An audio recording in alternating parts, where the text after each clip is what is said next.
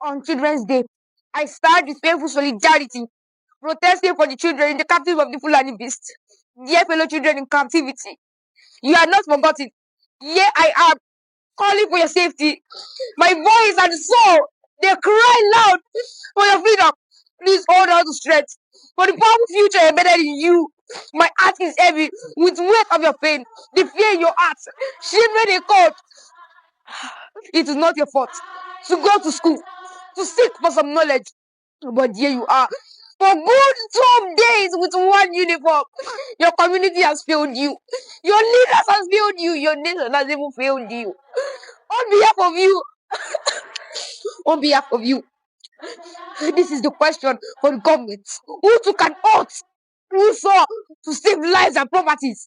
To save lives and properties. But for how long? For how long? For how long are they going to secure your relief from the danger of the Fulani beast? Save Yoruba land. Save our children. Save Nigeria. Nigeria is bleeding. Ha. Go. Tiwa wa bá wa báyìí. N ò lè pariwo. Tiwa bá wa. Gbogbo wa la fẹ́lẹ̀ àwọn ọmọ yìí. Gbogbo wa pátápátá la fẹ́lẹ̀ wọn torí bá la bí wọn bẹ́ẹ̀. Gbogbo la fẹ́lẹ̀ wọn. So nídìí èyí n tó yẹ ká ṣe àmójú tó yẹ ká ṣe n tá ń béèrè fún káwọn bàbá wa ìkankan jáde kan sọ̀rọ̀ sókè àwọn olórí ẹ̀sìn nígbà táwọn ọmọ yìí ti dúró tán rí wọ́n ti ń fúnra wọn gbèjà ara wọn. N tèmi rí inú ọ̀rọ̀ yìí rè ojú mi ó lérò fún omi. Mo wọ emotional. Mo fẹ́ fìbínú sọ̀rọ̀. Gbogbo apáta la fẹ́lẹ̀ àwọn ọmọ yìí. Àwọn akẹgbẹ́ wọn ń yọ̀tọ̀ mí nílùú èbó. Ẹ wá wo àwọn ọmọ ẹ̀hún tó ń tán fojú wọn rí. Àwọn ọmọ náà tún wá ń béèrè justice fúnra wọn. Tá ń sọ̀rọ̀ o. Káwọn ọmọ ìmọ̀ béèrè fún justice fún ilẹ̀ Yorùbá. Àwọn kan wá ń jáde ìró ẹkùn tó fẹ́ save àwọn ọmọ yìí. Kán mọ́ bá àríwó eléyìí mọ́ kójú mọ́ rí bí. Ìró ẹkùn lògùn ẹ̀ ńlẹ̀ Yorùbá. À ń sọ fún yín. Àwọn kan tún wá ń jáde. Wọ́n tún ní ìjà lókù tán fẹ́ mọ́ bá Sunday Igboho jà. Orí àwọn ọmọ yìí ó dáa fún gbogbo yín o. Gbogbo ẹ̀ ń bá lọ́wọ́ ń bẹ̀. Tí ò jẹ́ káwọn ọmọ yìí nísinmi. Orí àwọn ọmọ yìí yóò dáa fún gbogbo wọn pátápátá porogodo. Ó dáa níbẹ̀ ẹja sarajọ. Good news wà. Níbẹ̀ ẹja débìrà mi níbi tí àwọn wèrè ìsodo sí. Iléeṣẹ́ ológun àti tójú òfurufú àti ti orí ilẹ̀ wọ́n ní wọ́n ṣe bẹ̀bẹ̀ o àṣírí ẹ̀rí. Ó náà lẹ́ ń wò yìí satellite méjì ni ẹ bá rí dáadáa ẹ mọ̀ rí wọn. Ẹ̀rí èrò ẹ̀wò bọ́ ṣe ń rìn kiri. Àwọn náà sùjọ síbẹ̀ yẹn. Àdó olóró náà wọ́n during the strike rèé. Gbans inú mi dùn ẹ̀rí rẹ̀ wá o.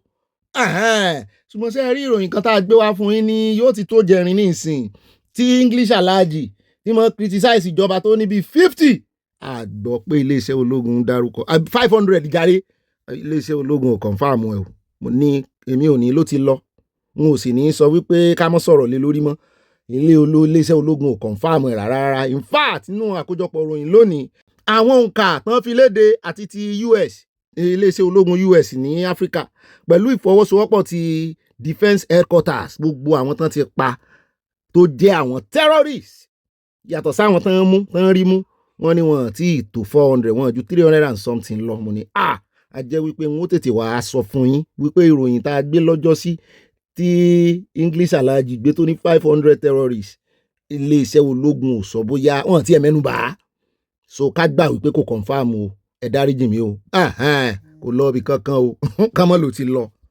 Kò wá tán síbẹ̀ o ẹja sáré dé ọ̀dọ̀ àwọn ọmọ iléeṣẹ́ ológun orí ilẹ̀ gangan tójú òfurufú lélẹ́yìí níbi tá a ti rí kan nu wọn tó gbé anti-drone lọ́wọ́ wọ́n fi mọ́ àtáàkì drone. Ẹ bá ń ṣẹ́ sí ká tún wo ibi tí wọ́n ti ń fa ìkan nínú àwọn agbésùnmọ̀mí tọ́wọ́ bà wọ́n so mọ́ ẹ̀yìn tírọ́ọ̀kì ni wọ́n wá ń fa turuturu nínú desert. All the Boko Haram wey dey for this ama dem be tozo we go chop dem kill him out. No am o. Then they carry kala go knack people short. We dey their ama now dem to oma why now? Why? They dey say make we knack short now. All the Boko Haram wey dey for this ama dem be tozo we go chop dem kill him out. No am o. Then they oya now don uwarka yau za ka ci uwarka don uwanka yau mun sheke ki gara masu mu ne muka kashe ki madaka da ki sheke mun samu shanu da yawa in yake mana don uwarsa ya ci gaba daya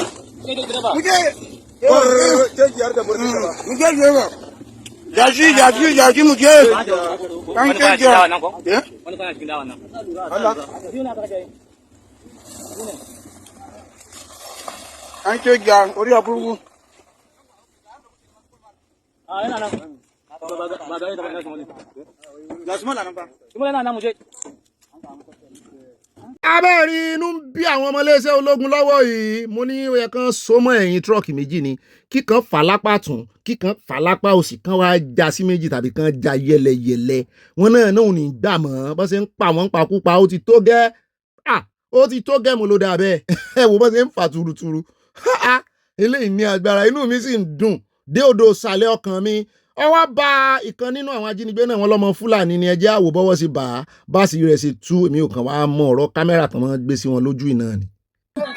gbọ́mọgbọ́mọ ó fẹ́ jọmọ gbé ni o àti rí imú olè ẹ pàdánù kápá ni ọlọ́run ló yọ wá o ẹ wò ó dáadáa.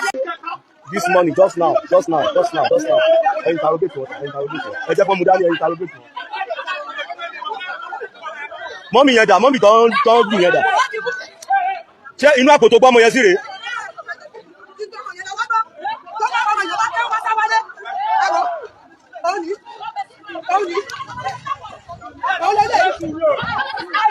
Ẹ wo ẹ mú àpò yẹn, evidence ni àpò yẹn, ẹ mú àpò yẹn wá, ẹ mú wá.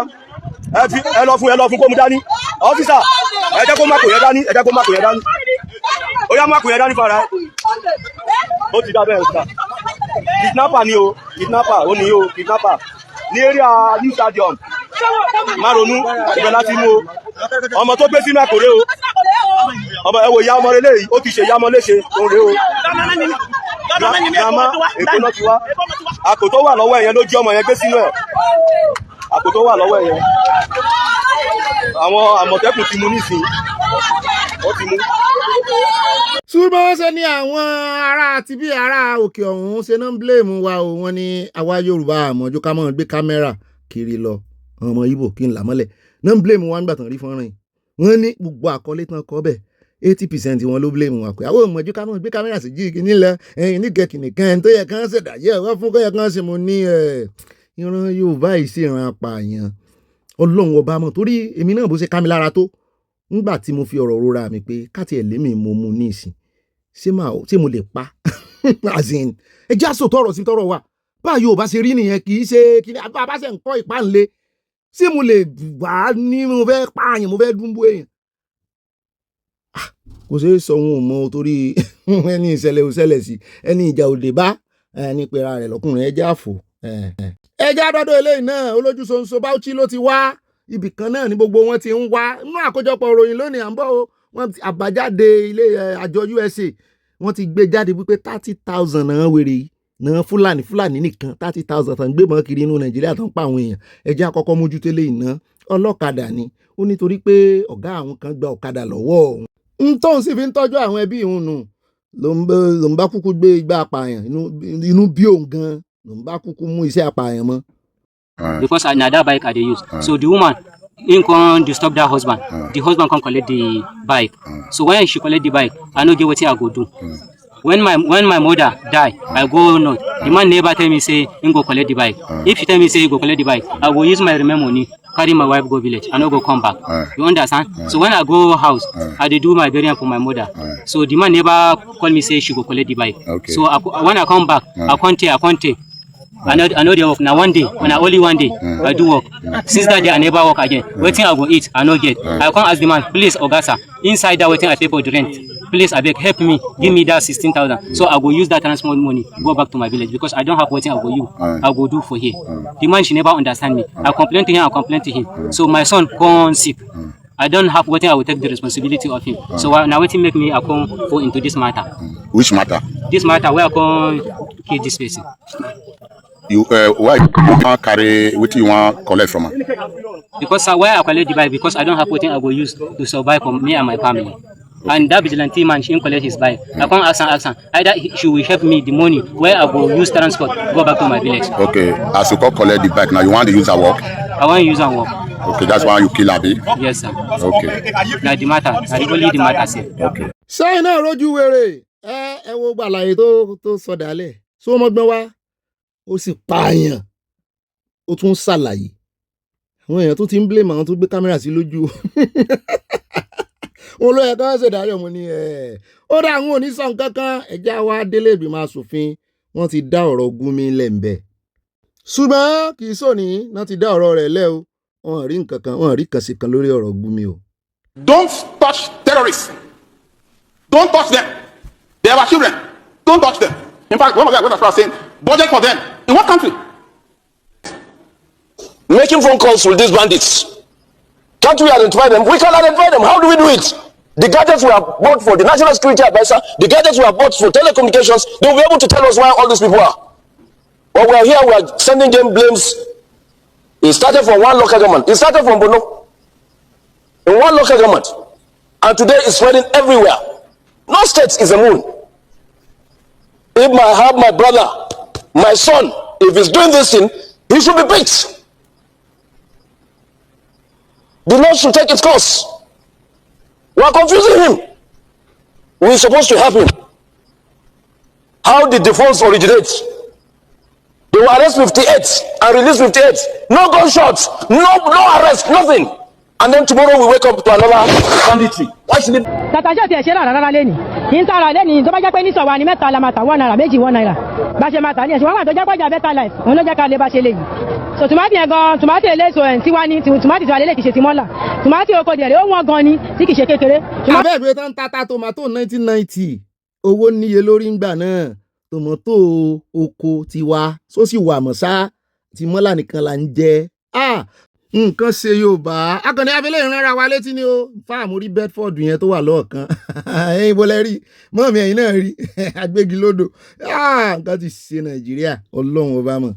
wọ́n ti reject bá o wọ́n ti reject àwọn olè ìjọba ìṣẹ́lẹ̀kìtì wọ́n ti reject bá o látẹ̀rí o dé Adamọ́kọ́ látàrámọ́kọ́ dẹ́fọ̀n dọ́yẹ́ dẹ́kọ̀gòsì wọ́n ti reject wọn dájọ́dọ́ kẹrẹ́. Ó dá ọ̀dọ̀ Isaac Fayose láyà sí yìí o ọ̀rọ̀ òṣèlú kọ́ ló bá wa ṣùgbọ́n ṣàdédé ló ganu sí máìkì ó ní ilé ìgbìmọ̀ asòfin fìwé pé òun mo ní sáfẹ́ probe ẹni sówó wọn wà lọ́wọ́ rẹ ní kí ìwọ náà sọ wọ́n mú àwọn èèyàn lẹ́nu jọ́ mẹ́ta yìí wọ́n sẹ̀ gbé Garus Gololo ní o kí ni àbí fásán Garus Gololo ti wà rè ńlẹ̀ Yorùbá ẹjẹ́ agbọ́dì tó ṣe ni wọ́n fìwé pé òun bóyá yóò lọ àbí ò ní lọ. Happy miserable Children's Day in our country. Miserable Children's Day. When our children are in the forest.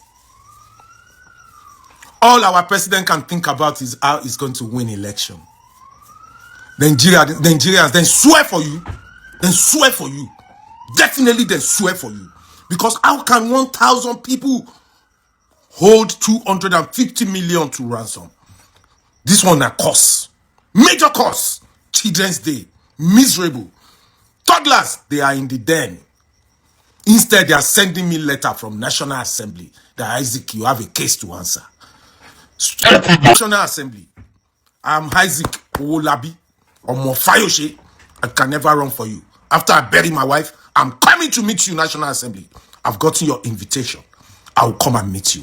May God punish all of you there. Ó dá o èmi ò mọ tó pa wọ́n pọ̀ o tí wọ́n fi ń fìwé ránṣẹ́ sí Fayose ṣùgbọ́n ó ti ní òun bọ̀ wá ẹsẹ̀ mọ̀ pé ìyàwó rẹ̀ ṣe kú ní Australia ni bó bá ti dé òun náà ló wá dífá fún very dark man òun náà wà ní China lọ́wọ́lọ́wọ́ ṣùgbọ́n wọ́n lòun náà ó sọ̀rọ̀ sọ bótò wọ́n ló gbé fọ́nrán kan jáde níbi tí ó ti lo ọ́díò ohun olódòdẹ tí olódòdẹ ń sọ àwọn ọ̀rọ̀ kan nípa bọ́n ṣe ń bẹ Peter Obi wọ́n ní very dark man ló gbé jáde èmi náà wo fọ́nrán yẹn báyìí mo ní èèyàn kan ti ṣe àyídá rẹ̀ o ṣùgbọ́n àwọn ti very dark man wọ́n ti wá lọ bá bọ̀dà Báyọ̀ Ọ̀nànúgà wọ́n ti lọ mọ́ wá fọ́nrán ti very dark man jáde wọ́n wá ń ṣàlàyé fúnra wọn bọ̀dà Báyọ̀ wà savvy technology savvy mo ní bọ̀dà Báyọ̀ lẹ́ ń bá wí wọ́n ní bẹ́ẹ̀ ni wọ́n nítorí wípé very dark man gangan kọ́ ló ṣàṣemọ́ṣe ẹ jẹ́ àjọ wò ẹ kọ́kọ́ bá ń play ibi tó ti fẹ̀sùn kan very dark man tó sọ ká wá lọ wo ẹ̀dà ọ̀ríjínà fọ́nrán yẹn gangan tí ẹni tó ṣiṣẹ́ yẹn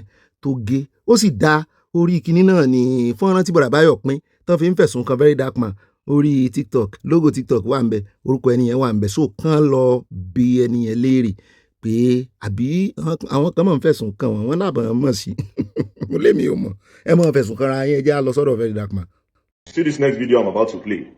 After you people watch it, we can't decide whether na shrine they don't take cook on our mind. All the people who want support Bola Ahmed Tinubu 2027, we can't know whether they don't cook your mind. So you know go get sense. Or on a day okay. They've been trying to take me out from the position, but it's not possible. And mind you, I'm winning this election. I don't care whatever is happening. Nigeria deserves it. Because when I was running as a president, they didn't wanted me. Now, all of a sudden, they want me to rescue them from insecurity. As of last week, I called Peter Obi to step down for me, but he refused.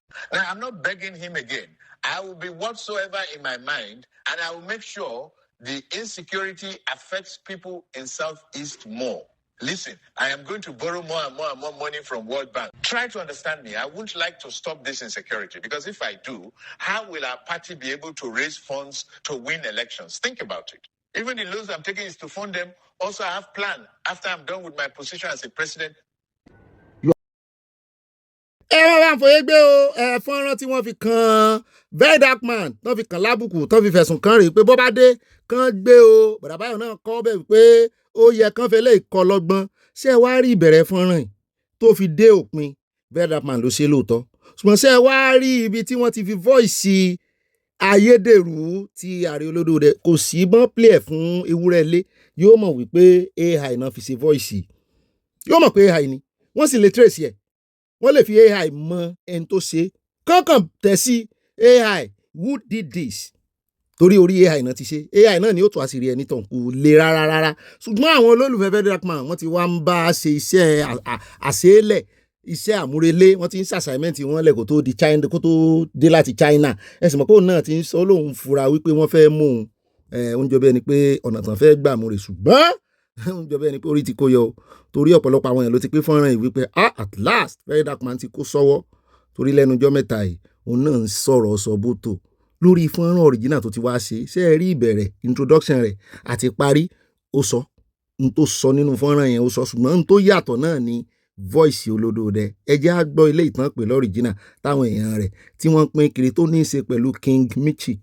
I go talk on my mind. I go talk on my mind, bro. You no get head. You no get head. See that thing where they wear for neck? You know they wear for neck again. They do anything. No, they wear for. They don't go put jars for them. Why people know you where they go to shrine? You don't go put jars for your neck. All right. So talking about using jars and going to shrine. You see this next video I'm about to play. After you people watch it, we can't decide whether na shrine they don't take cook on our mind. All the people who want support Bola Ahmed Tinubu 2027, we can't know whether they don't cook your mind. So you know go get sense or on a day okay. Whichever way, by all means necessary, you must have electricity, and you will not pay for estimated bill anymore.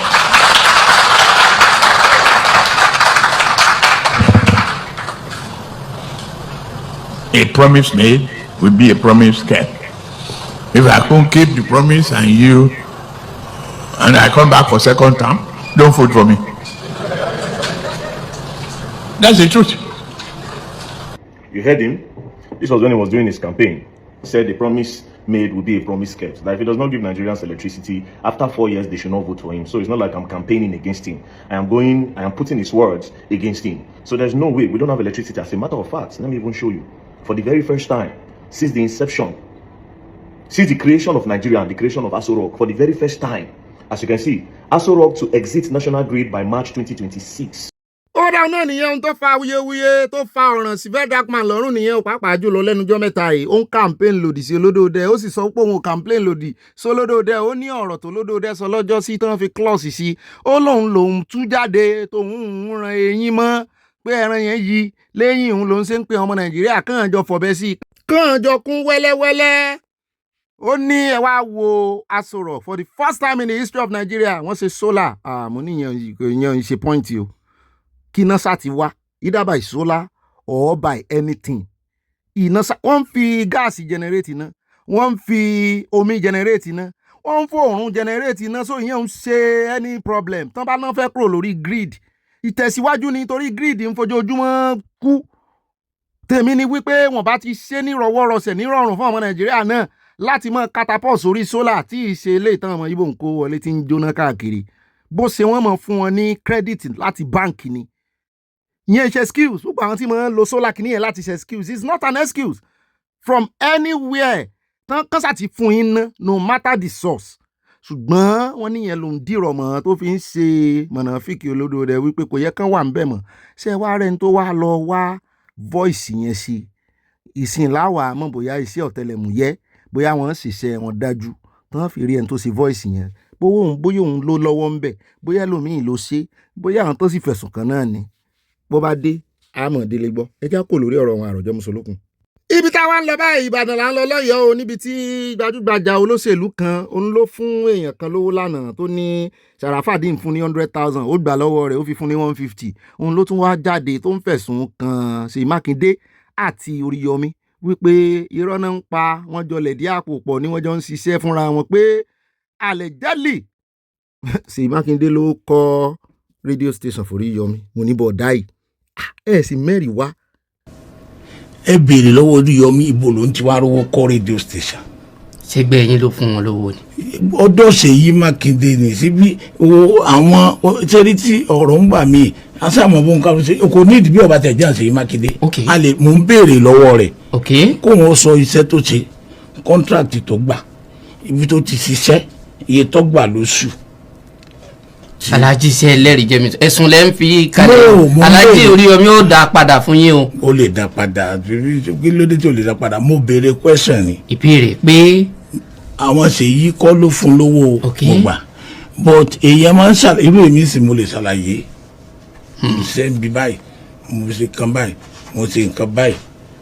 politics Ọ̀yọ́ òṣèlú Ọ̀yọ́ ó dádúró Ọ̀yọ́ dádúró ni àwọn èèyàn ti wá ń kó fún bàbá yìí o wípé bó ti jẹ́ pé n tó ń sọ fẹ́ mú ọgbọ́n wá ṣùgbọ́n bó ṣe gbélẹ̀ àgbékalẹ̀ rẹ̀ wọ́n ní kò lágbékalẹ̀ ọ̀rọ̀ wọ́n ní àti wípé kí ni tiẹ̀ ń bẹ̀ láti mọ income source of income ṣé ẹ ní ìbéèrè ibi tó ń ti rówó pé tó bá ka lára kó gba ọ̀dọ̀ EFCC lọ kó rè petition EFCC pé kán wádìí ṣe Oríyọmí Hamzat ẹbí wọ́n sì jẹ́ sẹ́yìn náà lò fún lówó ṣẹ̀ṣẹ̀ iṣẹ́ ń fún yàn lówó ni ẹ kàkún ara wípé ó ṣe community service fún yín lọ́yọ̀ọ́ ṣé iléeṣẹ́ tó wá dálẹ̀ iléeṣẹ́ rédíò ṣé kò fi sọmọ aráyé lóore àbí kí ni gbogbo orú ọ̀rọ̀ tí ò tó nǹkan kan tán jókòó tí iná àgbàlagbà àyà kí ló wí ṣé pé torí pé Hamzat Oríyọmí ti join politics pé bí ó sì mọ̀ jẹyọnu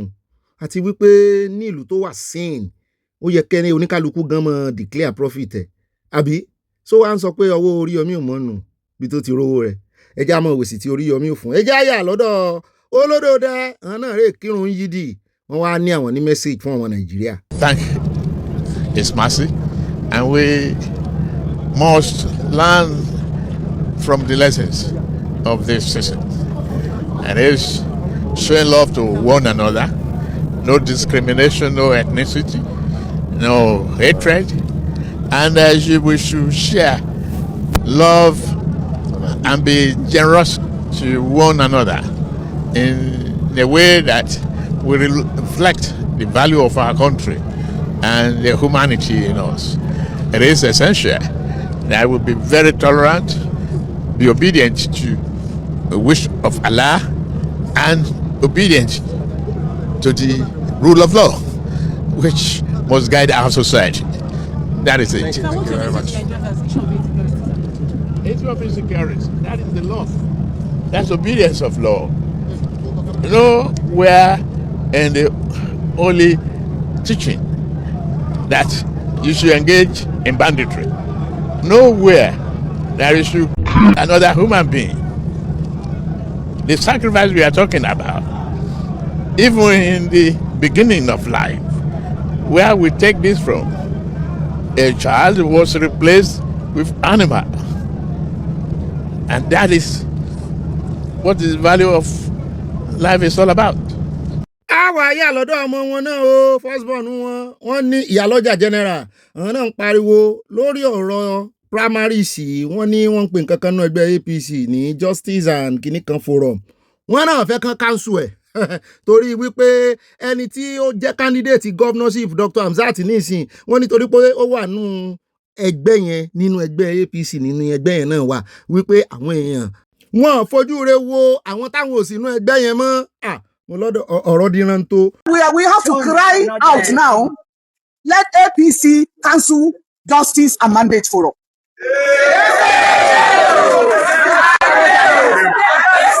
We are one family. We are for APC.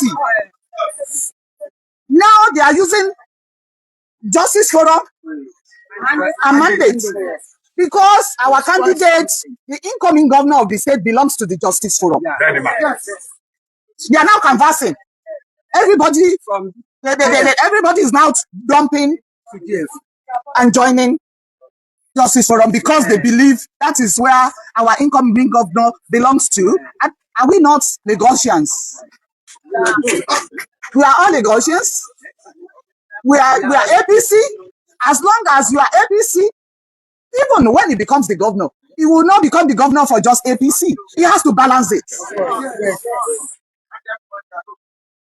Everybody needs to be carried along. Even those that, if you are a leader, you are leading both your friends and foes. You have to work for all. So I can't understand member of a mandate group dumping mandate, joining Justice Forum, and if mandate won the election, they will try to manipulate and put Justice Forum member there. It's saddening.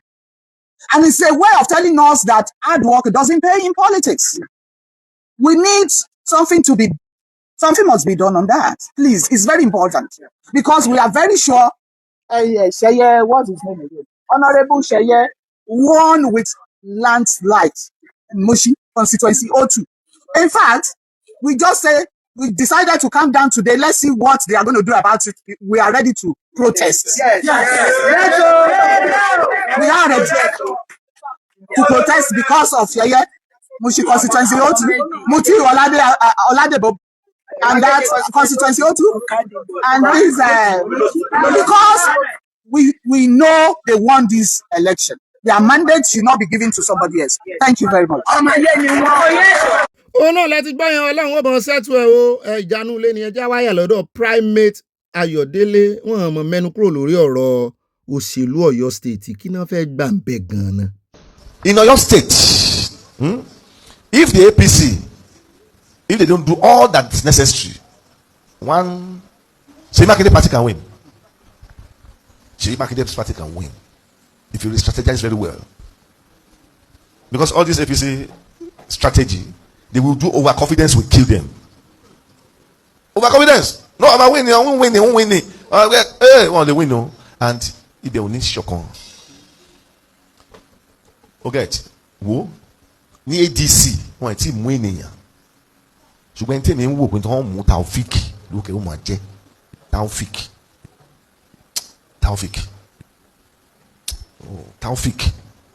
lórúkọ yóò máa jẹ́ Taofik ìyẹn Taofik yẹn lè ṣe ó lè tiraka díẹ̀ kó make difference díẹ̀ àti threatening the two candidates of APM, that is it. Ṣùgbọ́n àwọn èèyàn ní kọ́mọ́dán lóhùn pé ìje yóò jẹ́ ni bàbá ń ṣèjàre mo ní Adélabú òsì ní ìdáríjì wọn torí wọ́n lápò àwọn ní Destiny Adélabú láti di governorship wa wọ́n sì múlẹ̀ fún ó ti wá lulẹ̀ ní ìṣẹ́jà kò mẹ́jà dé àárín títì gbalaja lọ́nà Èkó níbi tí wọ́n ti dá àwọn èèyàn dúró nítorí pé Ààrẹ Olódò dẹ́fẹ́ wá kírun gbogbo ọ̀nà tó gba yídì wọ́n ní for over 3 hours àwọn èèyàn náà dàn dúró.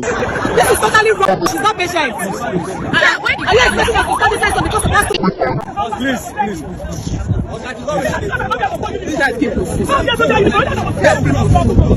No.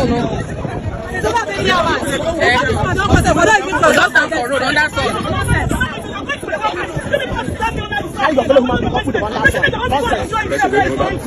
We take trading bank out. It's going now. We should pass now. More than is that patient. See this one, they do parade. See.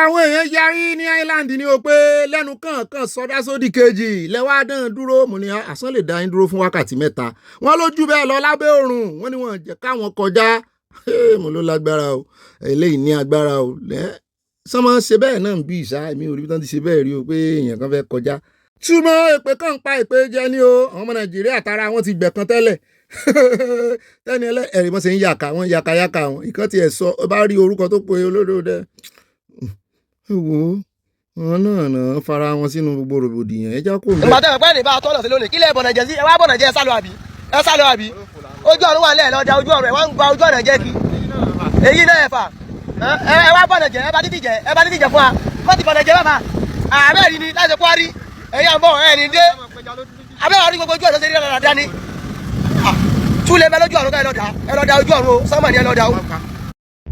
lónìí ọdún léyá níṣẹ́ ni bàbá ìjókòó ti gba ẹbọ ṣá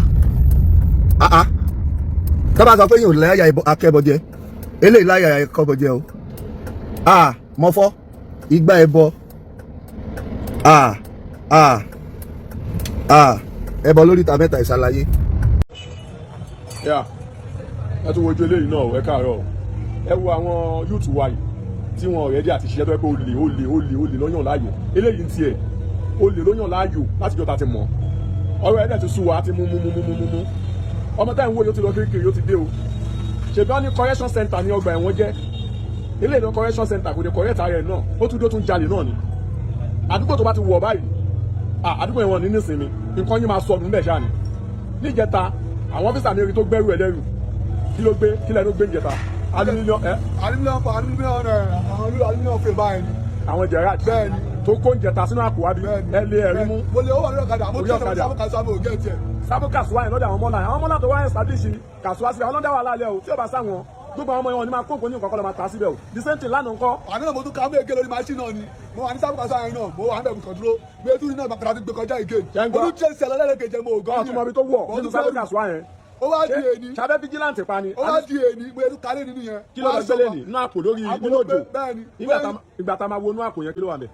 àgbo church gbé àgbo yẹn sókè gbé àgbo yẹn sókè ẹ wò ṣí tọ́ọ̀nù ẹ̀ padà browse ni àbí. bẹ́ẹ̀ni browse ni àgbo browse. mo kọ yẹn sókè má gbé yẹn sókè mo kọ yẹn sókè ẹ wò ó ti yẹkun ẹ̀. ṣé ń gbọ́ ẹ wò ṣe tó ṣọ́ọ̀ṣì yẹn mu àwọn ẹni ẹlẹ́ni tó máa lo aago níjọ́ Sunday bá mẹ́kùn yẹn sókè gbàgbé aago sókè.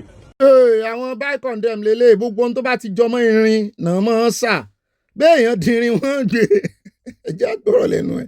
rédíò ní ẹnìyẹn gba ṣẹ́ǹsì àti jẹ gbèsè ló lọ palẹ̀ mọ́ àwọn spíkà àwọn kó sápò ó lọ tà fáwọn kàṣúà níjẹta aluminium lè jẹ̀rẹ́ àdílé ó lọ tà aluminium window ó lọ tà lẹ́ẹ̀ni ó gbé aago ṣọ́ọ̀ṣì kí la máa ṣe sọ́rọ̀ eléyìí báyìí ìjọba ẹ̀yin èèyàn kí ni ká ṣe sọ́rọ̀ eléyìí ó lè lóyàn láàyò àti múùsì kò ń ṣẹ̀mẹ́jọ ní alẹ́kùn gbẹ̀rìgbẹ̀ ni ibo ló ti gbé ẹ sọ̀rọ̀ sókè ẹ ìmọ̀ta ló tún ti lọ pé ẹ̀yin ará àmọ̀ta tẹ́ bá ti rí ọmọ yìí ṣèbí ọmọ ọmọta ní ìmọ̀ta lè ń gbé tẹ́lẹ̀ tí mọ́mí ẹ̀ fi ibo ni mọ́mí ẹ̀ wà sí mọ́mí ẹ̀ ti sáko mọ̀ta fún ẹ ìyá ẹ̀ sá fún ni o ìyá ẹ̀ lóhùn fẹ́ rí kọ́ lọ pa kẹwọ́ ọmọ olórí burúkú ọmọ yìí ó dẹ̀ tún lọ sínú mọ̀ta yìí lọ́kùn kan. ó mà ṣe ó lè jọ ọmọ ológo kan bẹ́ẹ̀ yẹn o àyà ní dey play ọ̀gá mi lè jolúgbàlà Nàìjíríà nù gbàhùn tó lọ́wọ́ fẹ́ lò mí mọ̀ sí ẹ ó náà tí ì bí olùgbàlà Nàìjíríà o.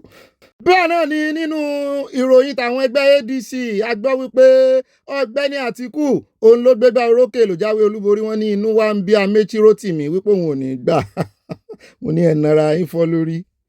ó ra ẹja yà lọ́dọ̀ bàbá mi dáadáa ọba aláyé ọba Olúbàdàn bá mi Rashidi Ládọjà akófìrí wọn ní Yídì àwọn náà wá gbóhùn sókè wọn ní ká sọ fún gbogbo ọmọ Ìbàdàn àtọmọ Ọ̀yọ́ wípé kán mọ́ fi ojú pé wà lẹ́yìn èèyàn kan nínú ẹgbẹ́ òṣèlú wo àwọn kọ́ làwọn ó dìbò èèyàn ọmọ Ọ̀yọ́ lẹ́ẹ̀dìbò lẹ́yìn ẹ̀ ń tẹ́ ẹ bá fẹ́ o bẹ́ẹ̀ bá kófìrí èèyàn kankan lẹ́gbẹ̀ẹ́ àwọn jọ wá kírun Yídì ni o. bẹ́ẹ̀ bá ṣe ń rí Adélabú lápá ọ̀tún ẹ̀ mọ̀ rí Sharafadeen Ali ní apá àlàáfíà ìkànkan náà làwọn ìfẹ́ làwọn fi jọ ń lò ẹ mọ́ bá rin àwọn jẹ́mu ní gbogbo wọn náà jọ kọ́ ọ̀rìn rè kírun o wọn sì yọ ẹ̀ṣẹ̀ tira wọn ṣùgbọ́n. ó dá ẹjẹ́ wá fi ìròyìn eléyìí ká fi gbá lẹ́sẹ̀ ó ṣe ní láàánú ṣàdédé la rí arákùnrin kan tó ti rèé fi ọrùn kọ́gi ó sì hàǹgà ara rẹ̀ ó sì pa ara rẹ̀ dànù. wọ́n ní ní Ọ̀kẹ́nẹ́ ní Ẹ̀bà Ìkówà community ní Kogi state ló ti ṣẹlẹ̀ o wọ́n ní Musa lórúkọ rẹ̀ mo ní kí ló wá lè ṣe wọ́n ní bí ọjọ́ bíi mélòó kan sẹ́yìn ni ó ti ń ṣàròyé wípé nǹkan ò dán mọ́rán kò dùn fóun mọ́ ìyà ń jẹun ebi ń pa òun wọ́n ló sì ti ń fikú lọ ara rẹ̀ pé òun ó kàn para òun dànù àwọn rò pé eré ni àfi bọ́n ṣe rìn torí wọ́n ní wọ́n máa ń ṣiṣẹ́ àgbẹ̀ wọ́n máa ń ṣalágbàro. wọ́n ní àwọn ará Ìbàdàn dédé kan níbi tí ó fọrùn kọ sí o làwọn wá wò pé sí ọ̀rọ̀ inú igi lélẹ̀ ìṣẹ́bọra rè abẹ́ èèyàn wọ́n ṣàsùnmọ́ wọn wá rí i pé òun ni nígbà tí wọ́n fi súnmọ́ wọn lè dùn mọ́ ó ti ń potọ́ lẹ́nu.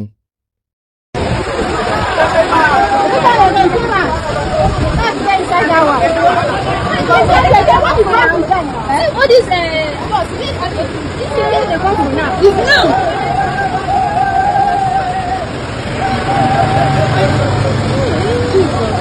say that one I keep her eye strong. Hey God, help me. I shop I rent though. I don't know thing I like this. God. Now wetin I want experience with this flag is there, God.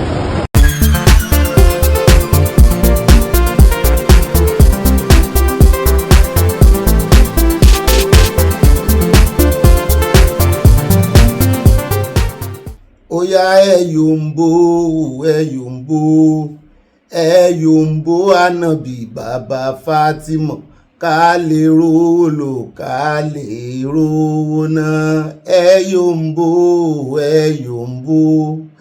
ẹ̀yòǹbó ànábì bàbá Fátímọ̀ ká lè rówó lò ká lè rówó ná. ẹ jẹ́ ń kọrin òbí fún yín wọn mọ̀ yín nǹkan dáadáa wọn mọ̀ wákà kan. ọdún ìyá yàbò ọdún iléyá ọdún ìyá yàbò ọdún ìyá mìrìn gidi gbèrègèdè làóyè. àwọn alálàáfíà ni mò ń kọrin fún, kì í sáwọn èèyàn bíi mufti o, kì í sáwọn èèyàn bíi àwọn ìmáàmù Ògbómọ̀ṣọ́ o. àwọn alálàáfíà, àwọn àfáà gidi tán lóye dáadáa tábàlàáfíà jẹyọ lára wọn. ọdún ìyá yàbò gbọ́ ìmọ̀mọ́mọ́ mi ẹ̀yin alálàájá alálàájì bó ṣe Saudi lẹ́wà bó ṣe lé lẹ́wà. ọdún ìyá yàbò mọ́mí Solomon mọ́mí Riscott Àdìgún ọdún ìyá mìrìngèdè mọ́mí Ráfí àti yòówù àwí pèrègèdè làóyè. gbogbo ẹ̀yin bàbá mi náà ọdún iléyá yìí ọdún ìyá yàbò ọdún ìyá yàbò ọdún ìyá mìrìngèdè pèrègèdè làóyè. wàyá kí ló ń bí mi kí ló dé sàn fi sọ pé ọdún ayakọ. èmi náà mọ ọdún ayakọ mú dé bá èmi ò mọ bí tó ti gbélé ìwá èwo lọ́dún ayakọ ọdún èmi ò mọ̀ túmọ̀ ẹ̀ mọ̀ ìyá mọ̀ túmọ̀ ẹ̀ lóòótọ́. ó dáa ẹ bá wá túmọ̀ ẹ̀ ní abala comment section. bó lójú ọjọ́ happy Eid Sheikh Fitri ni àbí Eid Nobil iléyá la mọ̀ sí. gbogbo náà la mọ ìtàn tó sọ̀rọ̀ mọ́ ó wà ní bíbélì ó wà nù Quran bó ti ẹ̀ jẹ́ wípé wọ́n gbọ́ ọmọ ọba fọ́sùn bíi méjèèjì. àwọn kan rò wípé àwọn kan gbà pé Isaac ni àwọn kan gbà wípé ọmọ Isaac ọmọ Abraham wọ́n ṣàgbé wọ́n lú gbogbo ẹ̀ pọ̀ ṣùgbọ́n aṣáàdúpẹ́ lọ́wọ́ Ọlọ́run iléyá là ń ṣe kì í ṣe story làwa sọ. ibà iléyá yín náà rèé ọ̀bẹ òní ìṣẹ̀lẹ̀ ká mọ̀ fi ọdún iléyá ká mọ̀ fi rántí pé a níbi tá à ń lọ o. iléyá o ọmọ Yorùbá nation iléyá bí a kò bá mọ bí àmì lọ ṣe bó yẹ ká padà sílé. Nàìjíríà ọmọ ibi tó ń lọ òtúmọ̀ ẹ̀nu o àmọ́ ibi tá à ń lọ láti joy láti 1960 ìrìn àárè ó yẹ ká padà sí ilẹ̀ bàbá wa ká jáwọ́ nú àpọ̀n tí kò yọ o ká tètè gbómi ńlá kaná. iléyá a sì ní tọrọ ẹ̀sìn bọ̀ àti kìrìsìtẹ́nì àti mùsùlùmí alálàáfíà àti oníṣẹ̀ṣe gbogbo àlàǹkọ́wọ́ orin lájọ́ ń lọ kì í ṣerú àwọn àti ajá olúwo àtọ̀gá ẹ̀. ó dà mọ́ kí n káàbọ̀ ìbárin gínìgínì náà rèé o. èmi náà ti ẹran àgbò mo ti ń ya ẹran jẹ ó kàn jẹ́ pé kò ní skin lára. àwọn ẹran ti máa yọ skin rẹ̀ ní ṣùgbọ́n à ń jẹ́ bẹ́ẹ̀. èmi náà ń pè ní ibà lọ tààràtàrà tọ́rọ̀ bá ti dọ̀rọ̀ òtítọ́ àtòdodo sàn báyìí láàrin ajé ní mú ní pẹ́kọ̀rọ̀ bọ́ bá ti wá kófìrẹ́ tí ò rìn sàn pẹ̀lú rẹ̀. kódà lọ́jọ́ ọdún léyà ìwọ náà mọ̀ ṣe mistake rìn sàn pẹ̀lú rẹ̀ gbálé sí mọ́nà tán kọ́ ọmọ bá gbálé sí mọ́ níyà. èmi náà ń pè ní ibà kanjú abẹ́ǹkó ibà confirm àwọn èkó tó sẹ́ndì ẹ̀ wọ́n bá sẹ́ndì ròyìn fún gan náà. èmi náà ni mò ń jẹ́ ibà ọ̀pákọ́kọ́ àwọn òpè kọ́kọ́ àwọn 16 ibà aláàjì mo wá fìlà kí náà kébì náà ti ẹ̀ dé àwọn fìlà mẹ́kà yẹn ń orí kankan nulẹ̀ ẹ mọ̀ wọ̀rí ń rà nù lé ní ìsìn. mo kí gbogbo yín pátápátá tẹ̀sán mo kí yín tológun mo kí yín lórúkọ anabi Muhammad sallallahu alaihi wasallam àsọdún àṣẹmí láṣẹ Ọlọ́run. ibà kéde fún Oòduà nation fún Yorùbá nation káfàtà náà rèé o. gbogbo eléyìí tẹ́ ẹ bá pàdé nú Abala Lerefe ó ti dàfi ẹ̀yìn tẹ̀gún fi sọ ẹja wa mọ́ domi tútù wájú ká lè tẹ̀lẹ̀ tútù nú abala àkórí ìròyìn bí tá à ń lọ ájú ibẹ̀.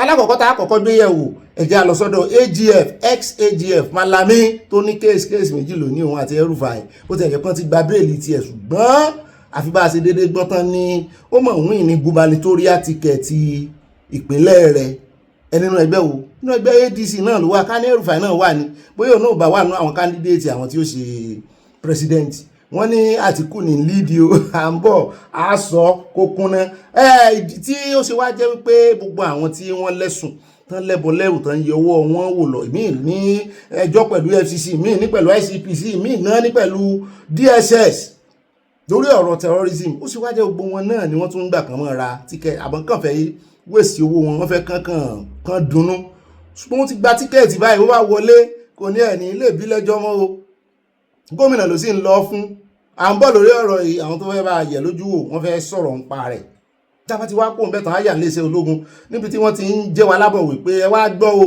ní ọjọ́ léyà o àwọn ISWAP àti Boko Haram wọ́n fẹ́ ṣe ìkọlù o lásìkò ọdún léyà o ẹ ṣọ́ra yín o ẹ mọ́ sọdún gbàgbé ara yín o àpòlábà yín jíṣẹ́ àjà wọn ń tàn mọ́ bẹ́ẹ̀ náà ni pásítọ̀ tá a gbé wá lánàá tó sọ wípé l'Ondo State ní Ọ̀wọ̀ láwọn ibìkan lẹ̀ Yorùbá wípé àwọn ISWAP fẹ́ dáná oró àwọn ọlọ́pàá Ondo State ti jẹ́ ní o wọn ní rárá wọn ní kò rí bẹ́ẹ̀ o gbogbo ẹ̀ àkópọ̀ bàbá dénú àkójọpọ̀ ròyìn bàbá ti wá kó ń bẹ̀ tán àwà àyà lọ́dọ̀ àwọn ẹni bí ẹni èèyàn bí èèyàn àwọn tó mọ yín gbénú kára wọn lórí ọ̀rọ̀ insecurity wọ́n ń pàkíyèsí Ààrẹ Olódòdè ìkan tiẹ̀ wà lára wọn tàbùkù Ààrẹ Olódòdè ni onítàn bá change approach ó ní Ààrẹ Olódòdè ó fẹ́ẹ̀lì wọ́n fìdí rẹmi ju ti Buhari lọ lọ́jọ́ síná ní Buhari lulẹ̀ wọ́n láwọn gan wọ́n gbálẹ̀ sọ wá ń sọ pé Ààrẹ Olódòdè ó forí gbálẹ̀ nù ó lóun ò sọ bẹ́ẹ̀ oníṣùgbọ́n kan change approach bí ta ti ń sọ lọ́wọ́ lẹ́lòmínà ti gbà mọ́ wa lẹ́nu wípé òótọ́ ni pé òun mọ gbogbo àlùdé àpàdé ọ̀nà tí àwọn Boko Haram ń gbà pé òun ó jẹ wa ní òun ó sọ fún àmúni ó dáa kọ́ ẹ̀yìn méjèèjì sí kàtìgórì kan náà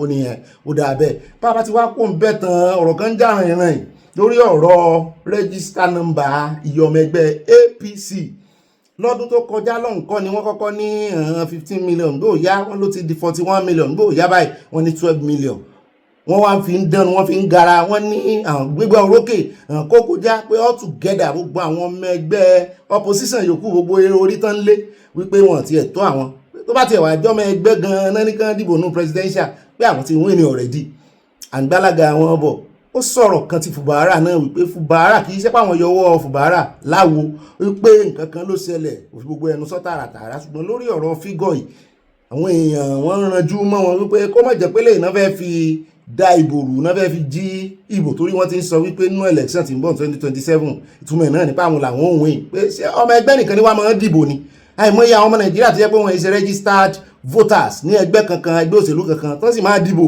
kí ló wá dé tẹ́ fẹ́ mọ́ fi ìyẹn wò ó ṣùgbọ́n àwọn èèyàn wọ́n bá já irọ́ wọn náà wá gbogbo fọ́nrán wọn jáde náà ti fẹnu ara wọn sọ iye báyìí láwọn bó ló ṣe wá ń change 15 gbà kan ó di 41 ó tún já wá 12 àṣẹ ètò yìí àṣì báyìí ní àṣẹ ẹ̀jù báyìí lọ à ń bọ̀ mbẹ́ o àti tọ̀tún àti tòsì àájọ mójú wọn kọra wọn àmùjọ ajé kò ní sọ àgbé kíní wọn bọ̀ national chairman wọn àwọn àgbé àwọn èèyàn tó ń já wọn sí náà tán bá wọn jiyàn ó fẹ́ dàríyànjiyàn àwa sáko ń bẹ́ sùn àwọn adénú àkójọpọ̀ ròyìn àfẹ́ lójú bí a bá ti wá kó ń bẹ́ tán àwa yà ní ọ̀dọ̀ Abdulrasaq ní Kwara níbi tá a ti gbọ́ tán sọ wípé lẹ́yìn ìgbà tí Danladi tó mòye jẹ nínú ẹgbẹ́ APC gẹ́gẹ́ bí gubernatorial candidate wọ́n ní gbàásùs lọ́tún lọ́sì nínú àwọn èèyàn rẹ̀ àti àwọn aráàta wípé ńgbà tó lo ẹni táwọn èèyàn ti fojú sí lára Sẹ́ríkì ó ti lò ó bí omi òjò ó wá dọ̀m̀pù ẹ̀ ó yẹ gẹ̀rẹ́ sápá kan wípé ìkànnì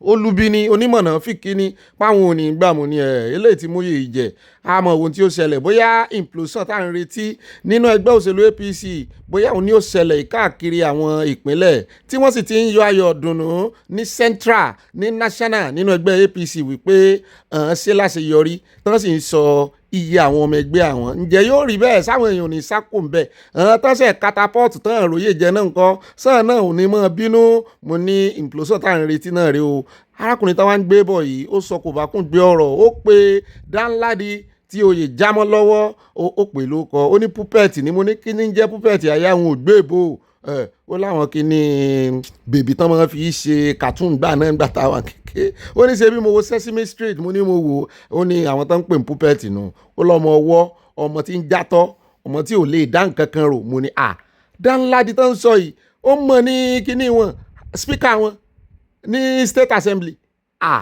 ó dá bá dénú àkójọpọ̀ òròyìn àgbọ̀ wọ́n jáwé dámọ̀lẹ́kùn mọ́.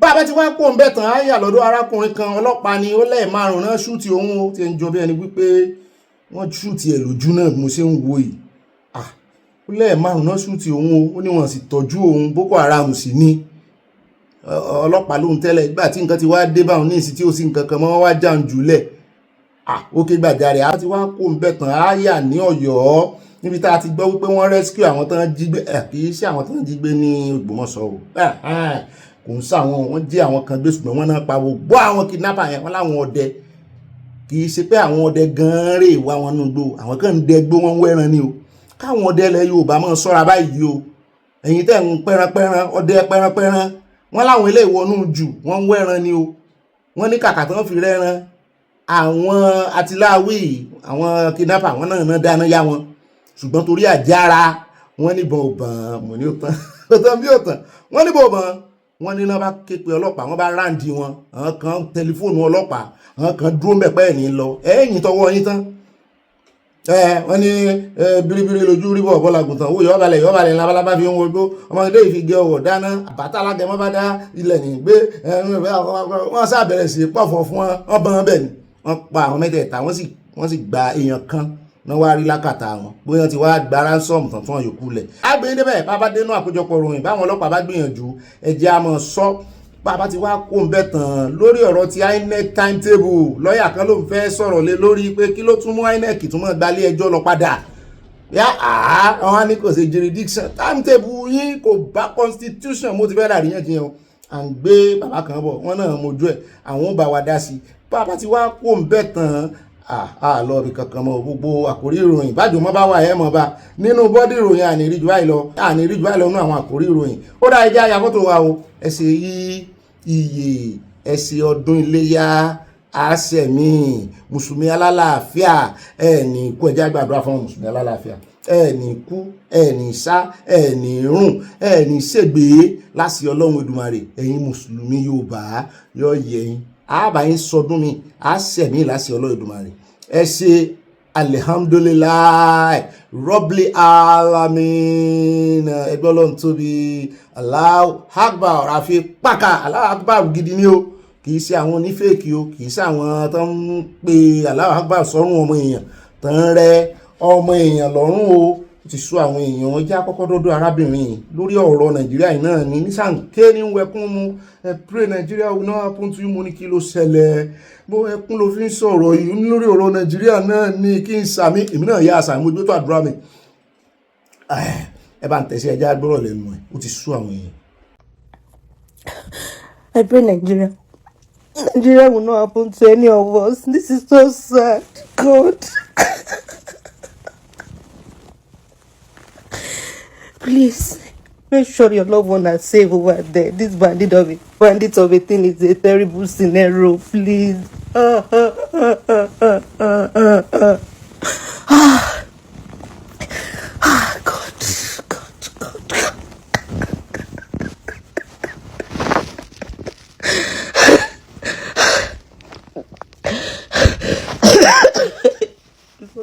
No, this innocent boy.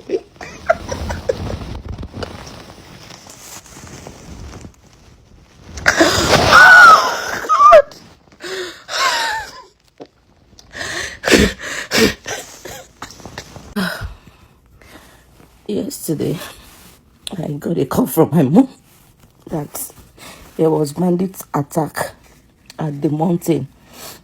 That's where she used to worship. This is a mountain I've been to severally before traveling. I used to sleep over for a program. And she was telling me that, that's the children are having their anniversary tomorrow, and there's this little boy that stays with her. The boy has been with us for years. He's a small boy. He's been staying with us. And a few days ago when I was even sorting out some things, because I used to send things to him, I was like, I kept like 2 school bags aside. I said, I'm sending this to call her. So she said that they have their anniversary today, and children anniversary, and the children are spending the night over in church. And I said, okay, that bandits came to attack them and they killed 3 people. They went with some people, it was that yesterday they were not able to identify those that they were shot and those that they took away. I was so worried. I was concerned. I kept on calling. The network was bad. And last week, I chatted. I still had to chat on my phone. I said, please stop stressing yourself in going to church. I didn't just want to be calling her all the time and telling her things are happening from my own end. That she should stop going to church. I said, pray at home. If God is still God, He will answer my prayers. Only for me to hear this morning that the little boy that stays with my mom was among those that was killed. jẹ́ ń gbàmọ́ lẹ́nu wọ́n pa ọmọkùnrin yẹn wọ́n pa dànù. Abroad ni Sisi wà o. Bẹ́ẹ̀ náà ni mọ̀mọ́ rẹ̀ wà nílé. Ọ̀pọ̀lọpọ̀ wa náà bí sítórì ká ní àwọn èèyàn nílé. Ó ní ó common sọ́pọ̀lọpọ̀ wa tá a mọ̀ sọ fún wọn tá a mọ̀ yín mú sí a pé bó làwọn tá a wà lábúrọ̀dù gan ṣe wá rí ìrìnàjà wọn lọ àwọn àlàmísì jù ẹnìkan ló mọ̀kànmọ̀kàn lóye nǹkan mọ̀ bá Nàìjíríà ló kọjá ẹ̀yin náà ní ẹ mọ̀ dán lóhùn wo bẹ́ẹ̀ bá ti réyàn ti ń sọ bẹ́ẹ̀ fún yín ẹ kìlọ̀ fún gbogbo àwọn tẹ́ ẹ bá ní ẹ ní mọ̀mọ́ ẹ ní bàbá ẹ yọ ṣọ́ọ̀ṣì ló gbélé tẹ́ ẹ ti lọ àdúrà tẹ́ ẹ ti gbàgbàgbàgbà ẹ jókòó lé kẹ́ ẹ mọ̀ bọ́ lọ́hùn sọ̀rọ̀ àwọn pásítọ̀ yìí ò sì ràn yín ọmọ ìjọ náà ń kó lọ ẹ wá wò ó yóò tún tiẹ̀ sunkún tí yóò tètè sọ̀rọ̀ èmi ti fẹ́ mọ bínú tèmi ìyá ìsọ̀rọ̀ ṣùgbọ́n ẹnìkan ló mọ ibi òní kan òun náà sì ṣe ládùúà ó ní Nàìjíríà ò ní happen o sí a negatively bó o wá ní ìbéèrè tán mọ́ bí a pé bó o là wá tá a wà ní diaspora bó o là ṣe ríran dáadáa tá a mọ̀ ti ń ṣẹlẹ̀ ńlẹ́ ju àwọn tó wà nílé lọ ẹ gbọ́ kí ni ìdáhùn kí lè sì ìdáhùn fún béèrè wọn. Aya ní number one answer olópọ̀ rẹpẹtẹ tó ń kọ́kọ́ fẹ́ sọ òun fi yòókù lẹ̀ fáwọn aráalé ni wípé ọ̀pọ̀lọpọ̀ wọn ò rí dátà lò láti mọ bí ṣe ń lọ gbogbo ọ̀nà náà fi dí gágá mọ́ wọn wọ́n fi ìyá dátà jẹ wọ́n.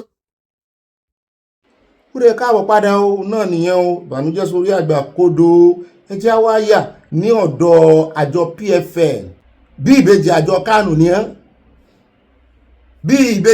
kánù ní ẹ́ ṣùgbọ́n Pentecostal làwọn kan body umbrella àbúradà gbogbo Kristẹni nù àti Pentecostal àti Orthodox o àtẹni tó pera ẹ̀ ní ìpè funfun àwọn tí ẹ̀ láwọn ò sí lábẹ́ kan ṣùgbọ́n PFN àwọn Pentecostal àwọn church Pentecostal ìgbàlódé New Testament náà believe nù ẹ̀jù so wọ́n náà ti bẹ̀rẹ̀ fasting and praying láti bí ọjọ́ mélòó kan sẹ́yìn mú ní 3-day fasting and praying wọ́n ní lórí ọ̀rọ̀ insecurity náà ni ebọn ológun bá ṣe ń ṣe tiẹ̀ kàn náà mọ̀ fàdúrà jagun nínú ẹ̀mí mo ní lóòótọ́ ni kò sí ń tàdúrà ṣe tí tó dá ó ń fàdúrà ní tó kù díẹ̀ káàtó náà ń fẹ́ àdúrà kí wá ní ààbọ̀ àdúrà òkè orí òkè ẹ̀mí tán gun kí làbọ̀ rẹ̀ ẹ bá ń tẹ̀sí ẹja gbọ́rọ̀ lẹ́nu.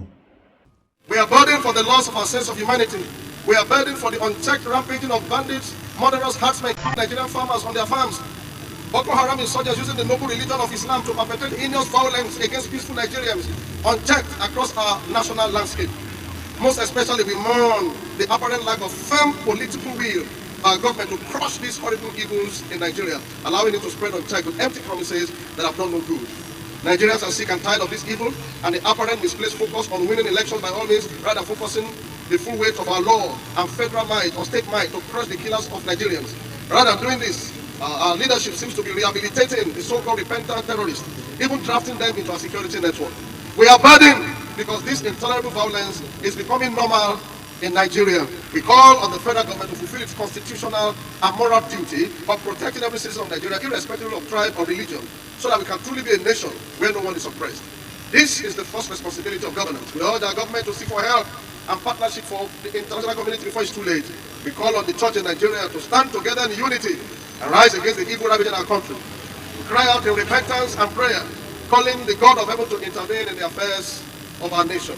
Ó dá báwọn èmi gbé fún PFN torí ẹ̀ mo tún rántí ọ̀rọ̀ Sparrow ọmọ ìlógo gan o àwọn èèyàn mà wá láàmọ́ o orin àtijọ́ lámọ̀ ó gbóhùn sókè ara tó rí tó fi sọ̀rọ̀ lánàá rè wípé òun gbé fún PFN ṣùgbọ́n nígbà tó ń tún wọ àárín wọn òun ò ráwọn olórí ńláńlá táwọn èèyàn mọ̀mọ́ kìrìsìtẹ́nì òun ò rí wọn ń bẹ̀ àárí PFN kìíní gan bàbá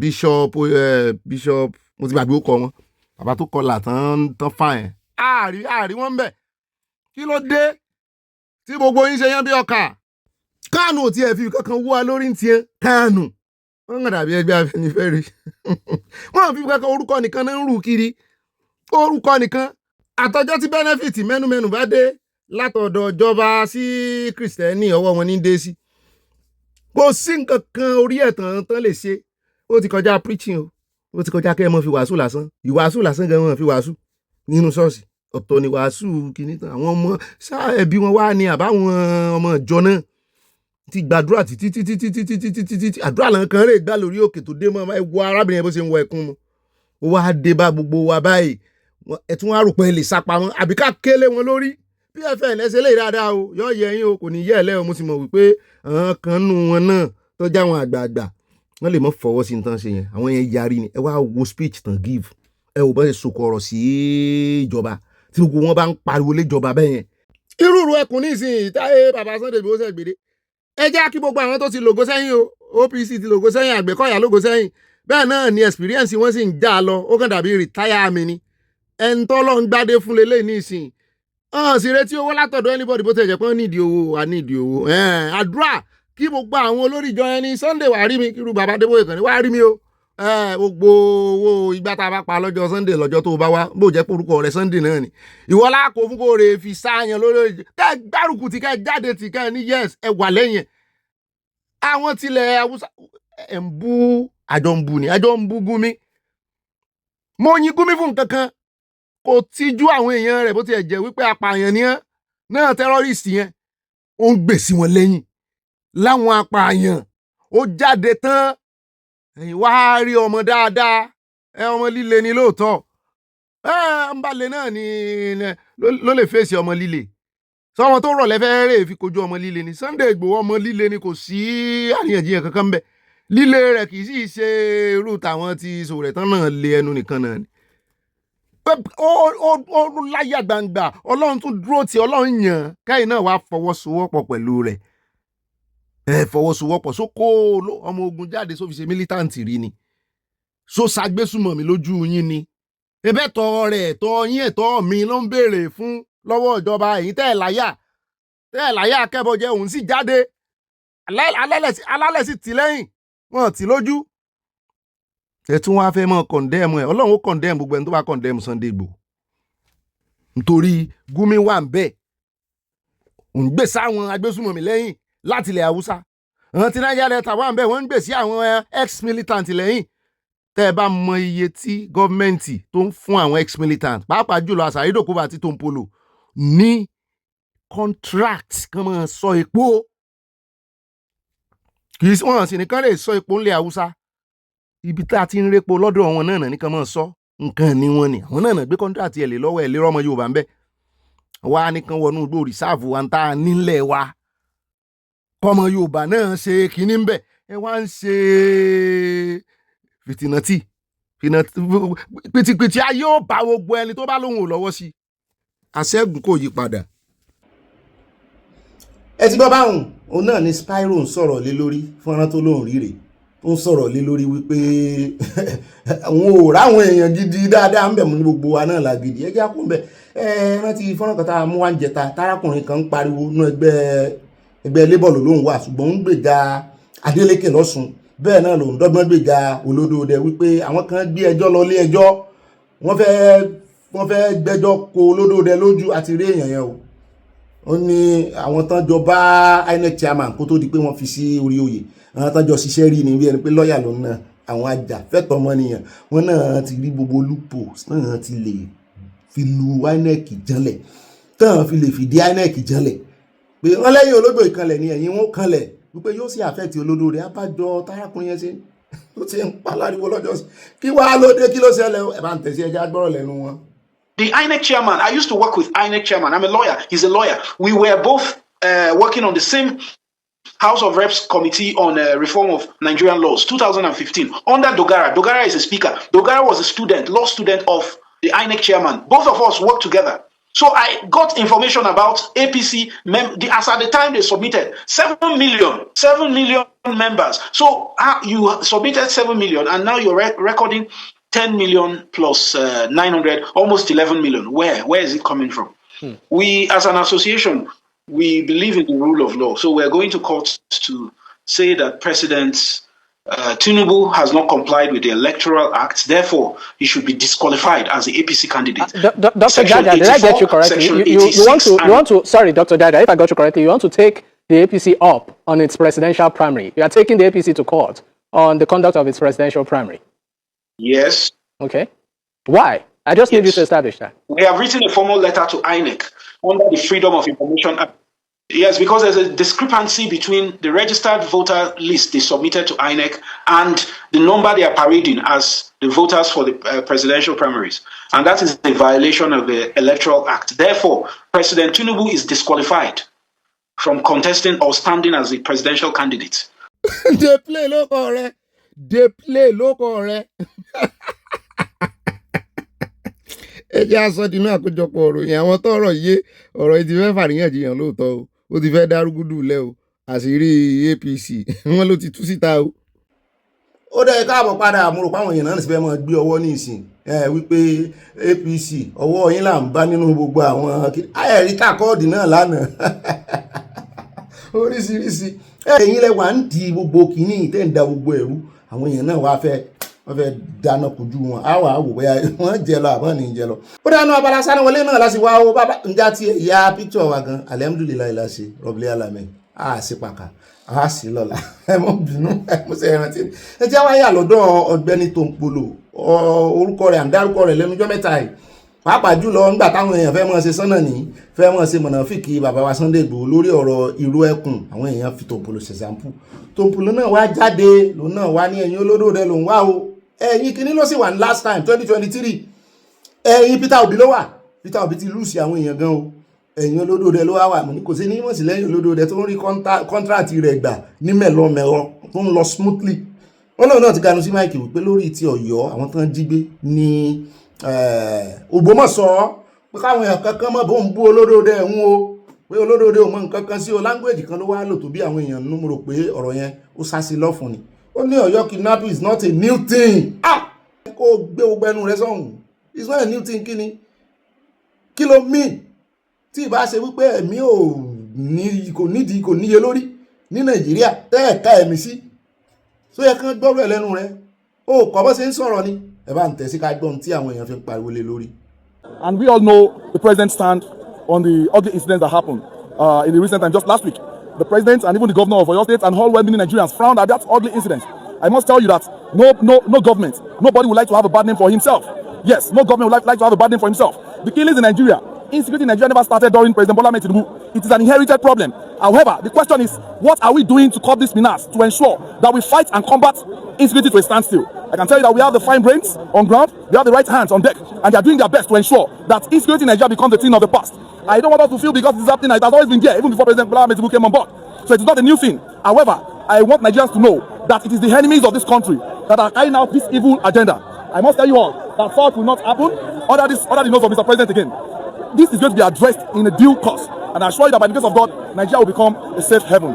Ọ̀rọ̀ tó sọ nìyẹn táwọn èèyàn fi ń fún gbàgbó sí o ní bọ́n ṣe ń fún bàbá wa Sunday Igboho gbàgbó náà nù èmi ò tí ì rí ní tó sọ tó le dandan nínú ọ̀rọ̀ yìí o àyà ní ọ̀gá mi rí ní tó sọ ṣé new thing ni ṣé bó tọ̀ ọ̀rọ̀ ló sọ is it a new thing ibo ti ń pa àwọn èèyàn ó rẹ̀ pé lẹ́nu ti ààrẹ olódòdó wọ́n gbọ́ ààrẹ olódòdó gan ni o kàn náà wá tara mọ́ gbogbo ẹ̀ náà ló náà sọ wẹ̀lú náà sọ ṣùgbọ́n bóyá tó pàwọn èèyàn ti rí APC kí ni flag APC lẹ́yìn rẹ̀ lọ́sẹ̀ ní àbọ̀ fún wèrè lọ́kọ́ náà yóò wà lẹ́jìn sọ́dọ̀ ara rẹ̀ gbogbo àwọn tán fún l'opportunity rèé o tán fi lè lẹ́nu ọ̀rọ̀ lónìí o káti ẹ̀ pàtó owó tì nǹkan ogun àwọn eléyìí bá navy yìí dùn ní wọ́n gan-an ń sọ epo Nàìjíríà heartbeat Nàìjíríà bẹ́ẹ̀ ni ibi tí ẹ̀mí Nàìjíríà wà tó ti ń mí wọ́n náà ń sọ ibẹ̀ láwọn tẹ́ ń wò yìí ọmọ Niger Delta nìyẹn àwọn aráàlú wọn jáde láíláí kán wá sọ̀rọ̀ sí wọn bí ìbá ṣe wípé Àsárídòkúbọ̀ gan ó ṣe tẹ́ ó ti ṣe bó dáwọn ibì kan lẹ́ẹ̀rọ àwọn bíi àwọn pèrè aṣọ kọ̀ọ̀kan nù wọn tán wá ń jáde tán sọ̀rọ̀ sí last year àtúngbọ́n nǹkan kan mọ́ wọn mọ bá ṣe ń ṣètò ara wọn káwa Yorùbá tí ọmọ wa tún wà ń bẹ ní ìsìn káwa mọ́ lè mọ bọ́n ṣe ń kọ́kọ́ tún lè sí ná ká tó lé ara àtàbá bàbá Sunday Igboho wí tí ò tiẹ̀ ṣe nǹkan kan fún wa èwo ni bàwí ọ̀ràn bàwí sọnù àwọn onímọ̀ náà fìkì ó tiẹ̀ wá tá a ṣẹra wa ibi inú ilé láti bára wa wí ẹ wá jáde tán ẹ̀ ń sòsì bí ẹran aṣẹ́wò àwọn eléyìí wọ́n lẹ́nu lọ́rọ̀ báyìí o ex-militant sọ́wọ́ àwọn eléyìí mọ́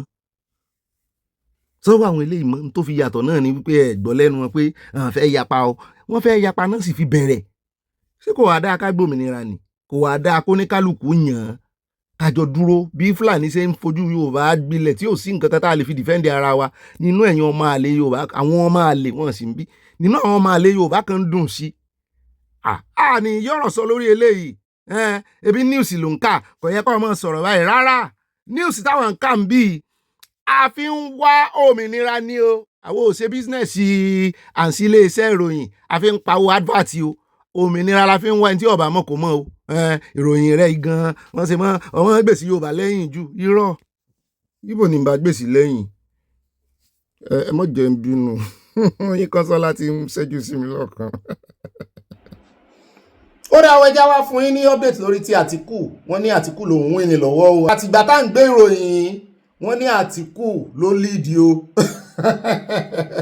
àwọn state tán ti kà ní àwọn state nínú ẹgbẹ́ ADC àwọn state tán ti kà nínú ẹgbẹ́ ADC wọ́n l'Àtíkù ní gbégbá orókè o òun jọ bí ẹni pé Àtíkù Peter Obi àtọlódódé náà ni ó jẹ́ main player bẹ́ẹ̀ náà la gbọ́ wọ́n ní Sowore náà òun ló kógo já nínú ẹgbẹ́ AAC bẹ́ẹ̀ náà la tún gbọ́ wọ́n ní Adébáyọ̀ nínú ẹgbẹ́ SDP tá a tún ní ná àti ìmọ̀ ti Ṣèyí Mákindé ọ̀rọ̀ ọmọ ṣe gba àwọn ọmọ yẹn lẹ̀ nílé kiri ẹjá wá yà lọ́dọ̀ one former ex-IGP.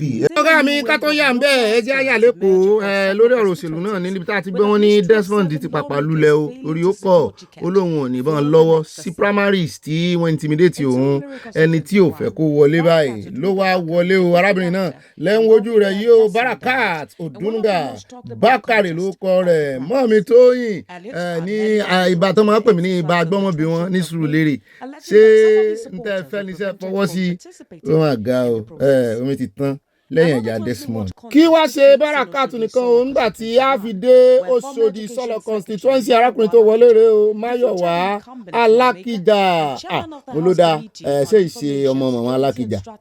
bẹ́ẹ̀ náà ni nígbà tá a fi dé constitution ti ǹjẹ́ ìṣe sọlọ Òṣòdì náà ni níbi tí ọmọ Kwamwan wà ẹ ti rántí obìnrin tó ní òun fẹ́ dupò òun ló mọ̀ wọlé òun ló wọlé ń bẹ o.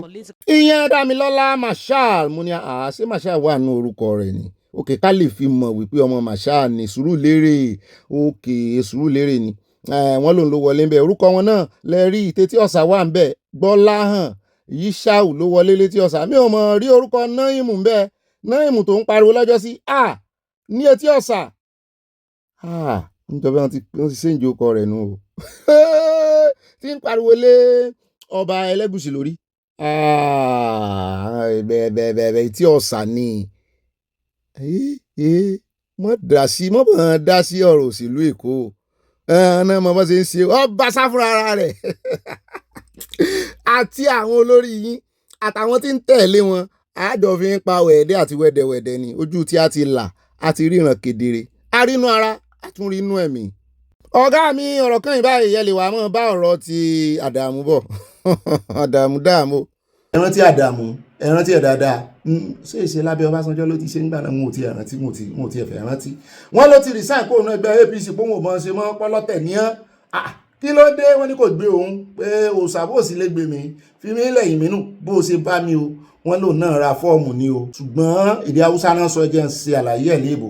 wọ́n ní former Inspector General of Police Mohammed Adamu has resigned from the All Progressives Congress citing dissatisfaction pé inú òun ò dùn ayọ̀ òun ò kún ìbànújẹ́ gorí ọkàn òun with the conduct of the party's governorship primary election in Nasarawa State. wọ́n ní òun náà fẹ́ ṣe gómìnà. ṣé ìṣẹ̀bẹ̀ náà ti ń jọ̀mpù kìíní tán ka 100 5,000 10,000. wọ́n ní Adamu formally tendered his resignation letter on Monday to party executives in Makama Ward Lafia. ká tó tẹ̀ sí èmi rò pé wíńdò kìíní wà mọ́ wọ́n ti ilé ẹjọ́ tó ti dá kìíní láre o INEC láre o bóyá yẹn ló gbọ́ tẹ́lẹ̀ kò tí ì gbọ́ news ilé bí ilé ẹjọ́ tó ti dá INEC láre pé wọ́n ní ẹ̀tọ́ láti make timetable fún àwọn olóṣèlú May 10 ó ti close yóò fẹ́ lọ́nú ẹgbẹ́ mi ni ṣùgbọ́n lọ́rọ̀ kẹjá gbọ́ lẹ́nu rẹ̀ ẹnu oníkàn láti gbọ́ pọ̀n Haúsá ló fi sọ pọ̀n rẹ̀.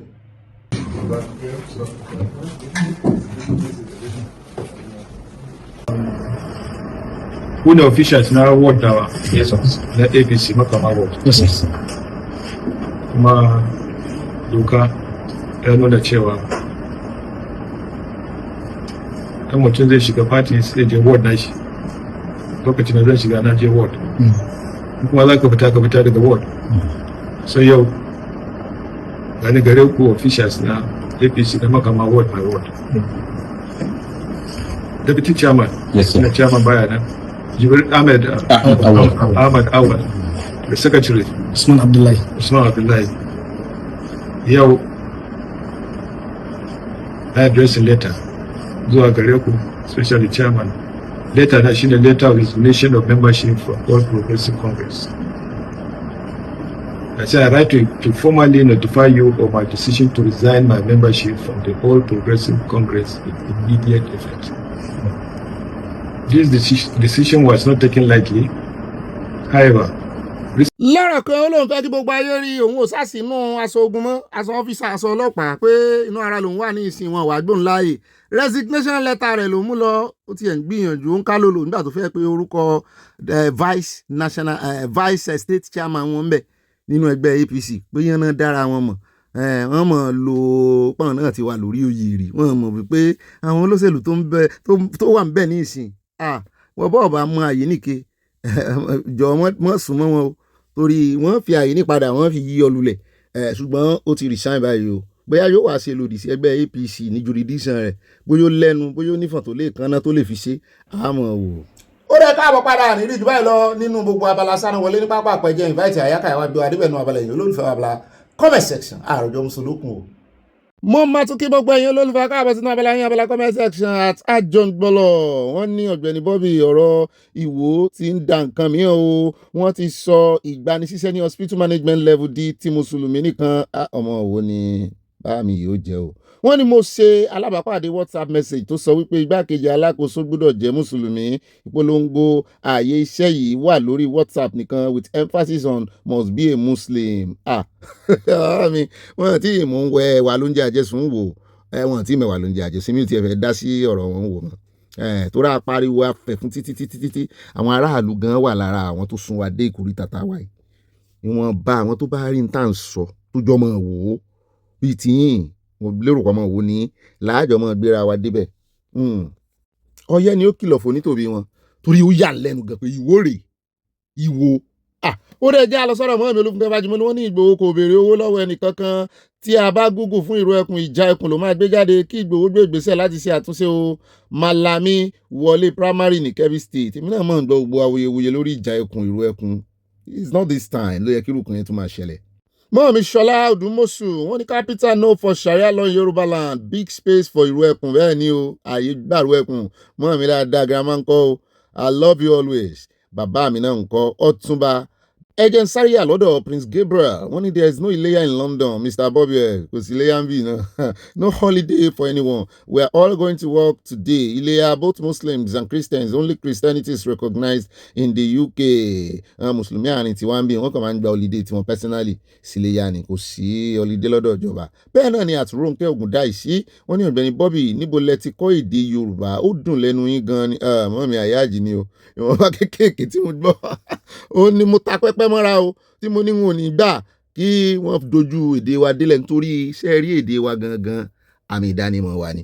ṣé ń sọ̀dí fún yín ṣe rí èdè èwo tí mo mọ̀ sọ n ò gbé wo ọdún kan rí o bẹ́ẹ̀ ṣe ń wò mí gbogbo ẹ rí i pé gbogbo mo ti máa ń sọ̀rọ̀ n ò gbé wo ọdún kan kékeré àbí tá a bá lọ lé ọdún gbà náà ló ṣe wá yà mí lẹ́nu pé èdè ní agbára o èdè wa spiritual o ó tiẹ̀ jẹ́ wípé àti apá tún àtàpásì àti bàbá ilé ìyá Ìwó ni ṣùgbọ́n òun ni wọ́n sì wá sáré gbédè Ìwó bá wọn ní ìlówó ọjọ́ ń wá ẹran mọ̀ntà ó yà ń lẹ́nu wọn ò gbé ọdún kan wò rí nígbà tí mo ti gbọ́njú pé bóyá bẹ́ẹ̀ mo ti gbé dé tí mo ti.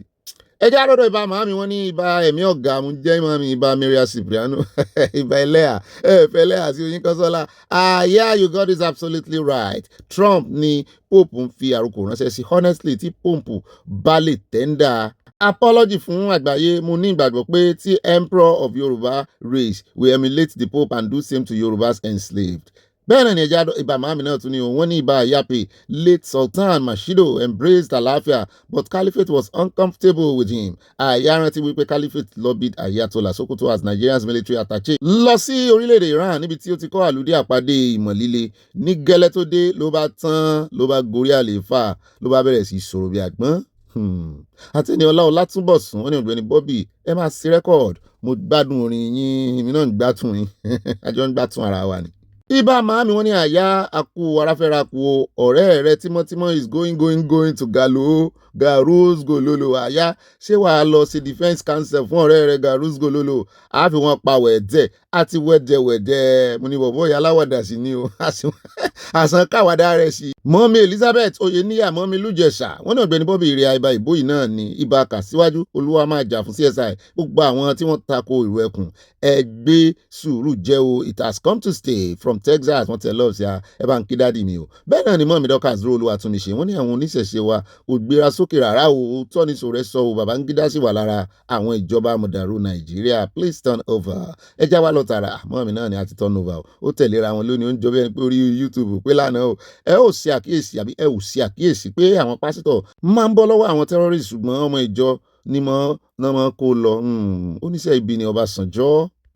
Mami mo jíṣẹ́ yín o from Providence Island Rhode Island náà Providence Rhode Island. Báàmì Victor wọ́n ní Bobby success is yours and your co-workers on this platform gbóyin náà co-workers mi àjọ ń ṣe ni. àmì ẹ̀pọ̀ o ní àyà where is your cat o we have Yoruba land Igbo land Hausa land and other lands where is fulanization land fúradì nùnù bush inú igbó wọ́n fẹ́ gbanú igbó wa máa lọ́wọ́. wọ́n wá ṣàlẹ́ǹjì wọn pé tán bá lágbára wọn bá tó gbangba sùn lọ yẹ kán dìklẹ̀ ogun pé ojú wọn á bó.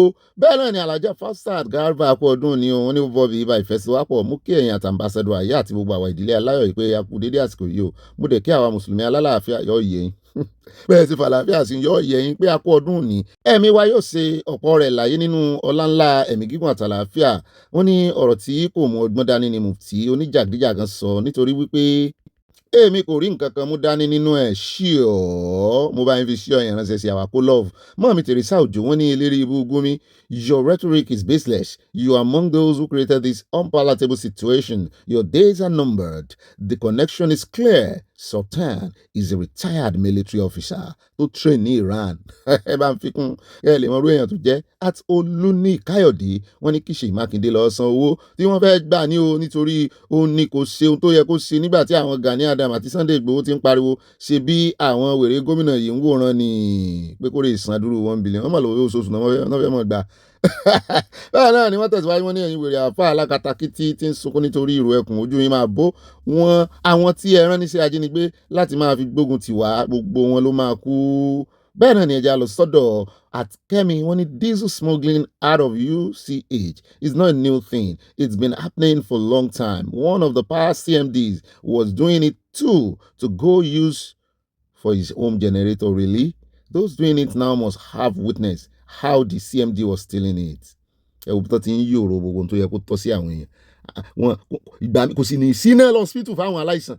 ẹja lọ sọ́dọ̀ bá mi Mori Adéyẹmọ wọ́n ní òbí ó yà mí lẹ́nu pé àwọn olórí ẹ̀sìn nílẹ̀ Yorùbá kò sọ ohunkóhun láti fi ṣe ìwàásù nílé ìjọsìn wọn àfi sùúrù bá mi àti ẹ̀dúró de wàásù kankan mọ́ kán jáde kán ṣe nǹkan pè ní press brief olórí nìyẹn. bẹ́ẹ̀ náà ni kán bá ń dárúkọ olórí Nàìjíríà kán mọ̀ fojú wo àwọn politician nìkan àwọn náà politician wá sọ́dọ̀ wọn ó ní ó bí ẹkú àmójúbà ọ̀rẹ́ wa Gàlólò àti ìmójúbà ó ti wọnú Gàlólò. wọ́n ní kó má ta fẹ́lẹ́fẹ́lẹ́ níwájú Àpábíò á fi wọn pa wẹ̀dẹ́ àti wẹ̀dẹ̀wẹ̀dẹ̀ ó rò pé bí obìnrin ṣe lè mú jẹ lọ́dọ̀ Àpábíò lọ́kùnrin ṣe lè mú jẹ Àpábíò fẹ́ fi ṣe example ni. ó rẹ̀ jẹ́ lọ sọ́dọ̀ bá mi Adébẹ̀rọ̀ Kẹ́hìndé yọ yẹ̀yìn bá mi wọ́n ní ìkẹ́kẹ́ ní lékè igi o àwa la máa lékè wọn ìrù ẹkùn has come to stay orí ti ń ta wọ́n jìnnìjìnnì tí ń bò wọ́n wọ́n ń wá ń kébù sí. Mọ́ọ̀mí Eunice Falai wọ́n ní ó mà ṣe o bàbá Akíntóyè sọ títí tí Moses of our time Ìgbòho ṣàjà fitafita Kóìkì kò dẹ́kun bàbá lẹ́kìtì kò sinmi àwọn ajìjàgbara pariwo títí ó bí ọkọ̀ àwọn òpèkè kò gbẹ̀yìn rárá Yorùbá ronú Oòduà nation ogun ìbá wọn tẹ lọ́ọ̀sì àti nǹkan panu. Báàmí Olúyọ̀mí Olúwọlé wọ́n ní Mr. Amazing, my amazing friend, how are you? Hope you're great. I'm great, just like you, Báàmí. Congratulations to all my Muslim brothers and sisters on this platform. We shall celebrate more of this, inshallah. Yorùbá nation ogun ìbá Rotarian Olúwọlé Eastern Texas. Ògbẹ́yìn Mùsùlùmí alálàáfíà. Báàmí ní kí yín o. Bẹ́ẹ̀ náà ni ẹ jẹ́ á lọ sọ́dọ̀ Mọ́ọ̀mí Comfort Adélẹ̀ wọ́n ní chop I chop continue to sell your future. I pity all of you. Ọmọ Nàìjíríà tó ń tẹ́lẹ̀ àwọn olóṣèlú. Mọ́ọ̀mí Elizabeth Dada wọ́n ní ìgbà yìí ní àárọ̀ ọkọ ìyàwó ó mọ nǹkan tí ó yẹ kí ó mójútó nínú ìyàwó ẹ̀ o Ọlọ́run á dá gbogbo wọn sílẹ̀ ní àlàáfíà àmín. Mọ́ọ̀mí Adésọlá Ọládèjì wọ́n ní Gúnmi ó ti ya wèrè máa sunkún sunkún bí egbére. Àmì Kẹ́hìndé òsè ní Sàlímọ̀ ọmọ owó olódò ọba máa tẹ́ níbi ọlọ́wọ́ máa tẹ́ níbi ọ̀rẹ́ ó jọ bí ẹni pé ìwò kan tá a ní lórí ìkànnì náà rè tán wọn kọ kọ́mẹ́ǹtì àwọn yòókù wọn fojú pamọ́ wọ́n ní ẹ̀ka alẹ́ sá o bàbá mi Ọ̀gbẹ́ni Bobby ẹ kú iṣẹ́ takuntakun sá o àbọ̀ Ọlọ́run Elédùmarè ọba òkè yóò máa bá yín gbé tí ẹbí tara yín náà wà mí Yorùbá nation going back bẹ́ẹ̀ náà ni ẹja yíyà lọ́dọ̀ mọ́ mi mo dúpẹ́ ta wà wàrà ayé wọ́n ní Bobby mi ọ̀hún ẹ kú iṣẹ́ àtàrà Olúwa máa bá yín ṣe láṣẹ Ìdùmarè àmín. Gúnmi kò tí ì rí kẹ̀kẹ́ wọ́n sì máa gbé sùúrù ní ọ̀rọ̀ rẹ̀ gbà mò ń bọ̀ Olúwa kì í ṣe kíákíá ọbẹ̀ yẹn àwa tún ráàyò ẹ̀ bá mi ká àyà ire oyèrè kábìtì wọ́n ti lọ́ọ̀sì àti nǹkan panu mọ́ mi yọ yẹ̀yìn òní yẹ́ẹ̀lẹ́ àti dáàfin ọba bẹ́ẹ̀ náà ni ayà lọ́dọ̀ olórí Sádélótù wọn ní ó bí ayọ̀ ní ẹkú iṣẹ́ ọpọlọ wakúṣẹ́ rẹ̀ o ọpọlọ yín kò ní dọ́ba mi o ìkìlọ̀ pàtàkì fún gbogbo ẹnikẹ́ni ní ilẹ̀ Yorùbá tí ó bá tako olóyè Ìgbòho fún security rẹ̀ ẹkùn alálẹ̀ ilẹ̀ Yorùbá ló máa mú tìrantìran àṣẹ Ìdùmarè Oòduà nation going back ire kábìtì bẹ́ẹ̀ náà ni Mọ́mí Grace Olùṣòótọ́ wọ́n ní ó bí àtàyà parí ìpàdé ní déédé aago kan kù ìṣẹ́jú méjìdínlógún 12:42 AM Olúwa dúpẹ́ fún ojúmọ́ ọjọ́ àánú òní o a ó ṣe ọ̀pọ̀lọpọ̀ rẹ̀ láyé tọmọtọmọ tìdílé lọ́dọ̀ àwọn Amẹ́ríkà táìmù yẹn mọ̀ yàtọ̀ ilẹ̀ ò tí ì sí lọ́dọ̀ wọn Mọ́mí ẹ ṣeun at Aláyọ̀ Olúwaṣẹ́gun wọ́n ní ọmọ òwò bá ń kọ́ o thanks for promoting our mother tongues right on mo tún rọmọ òwò mi o inú mi sì dùn ara mi sì gírì bẹ́ẹ̀ náà ni ẹja lọ sọ́dọ̀ Mọ́mí Comfort Adélẹ́yẹ wọ́n ní oníbẹ̀lẹ́nu oró gbálẹ́nu rẹ̀ ta ló níbẹ̀lẹ́nu tí náà ń bá wí. Báàmí Táyọ̀ Àjàyí wọ́n ní Ọ̀gbẹ́ni Bobby anyone against the Ìró-ẹkùn security is a Yorùbá bandit or their supporter.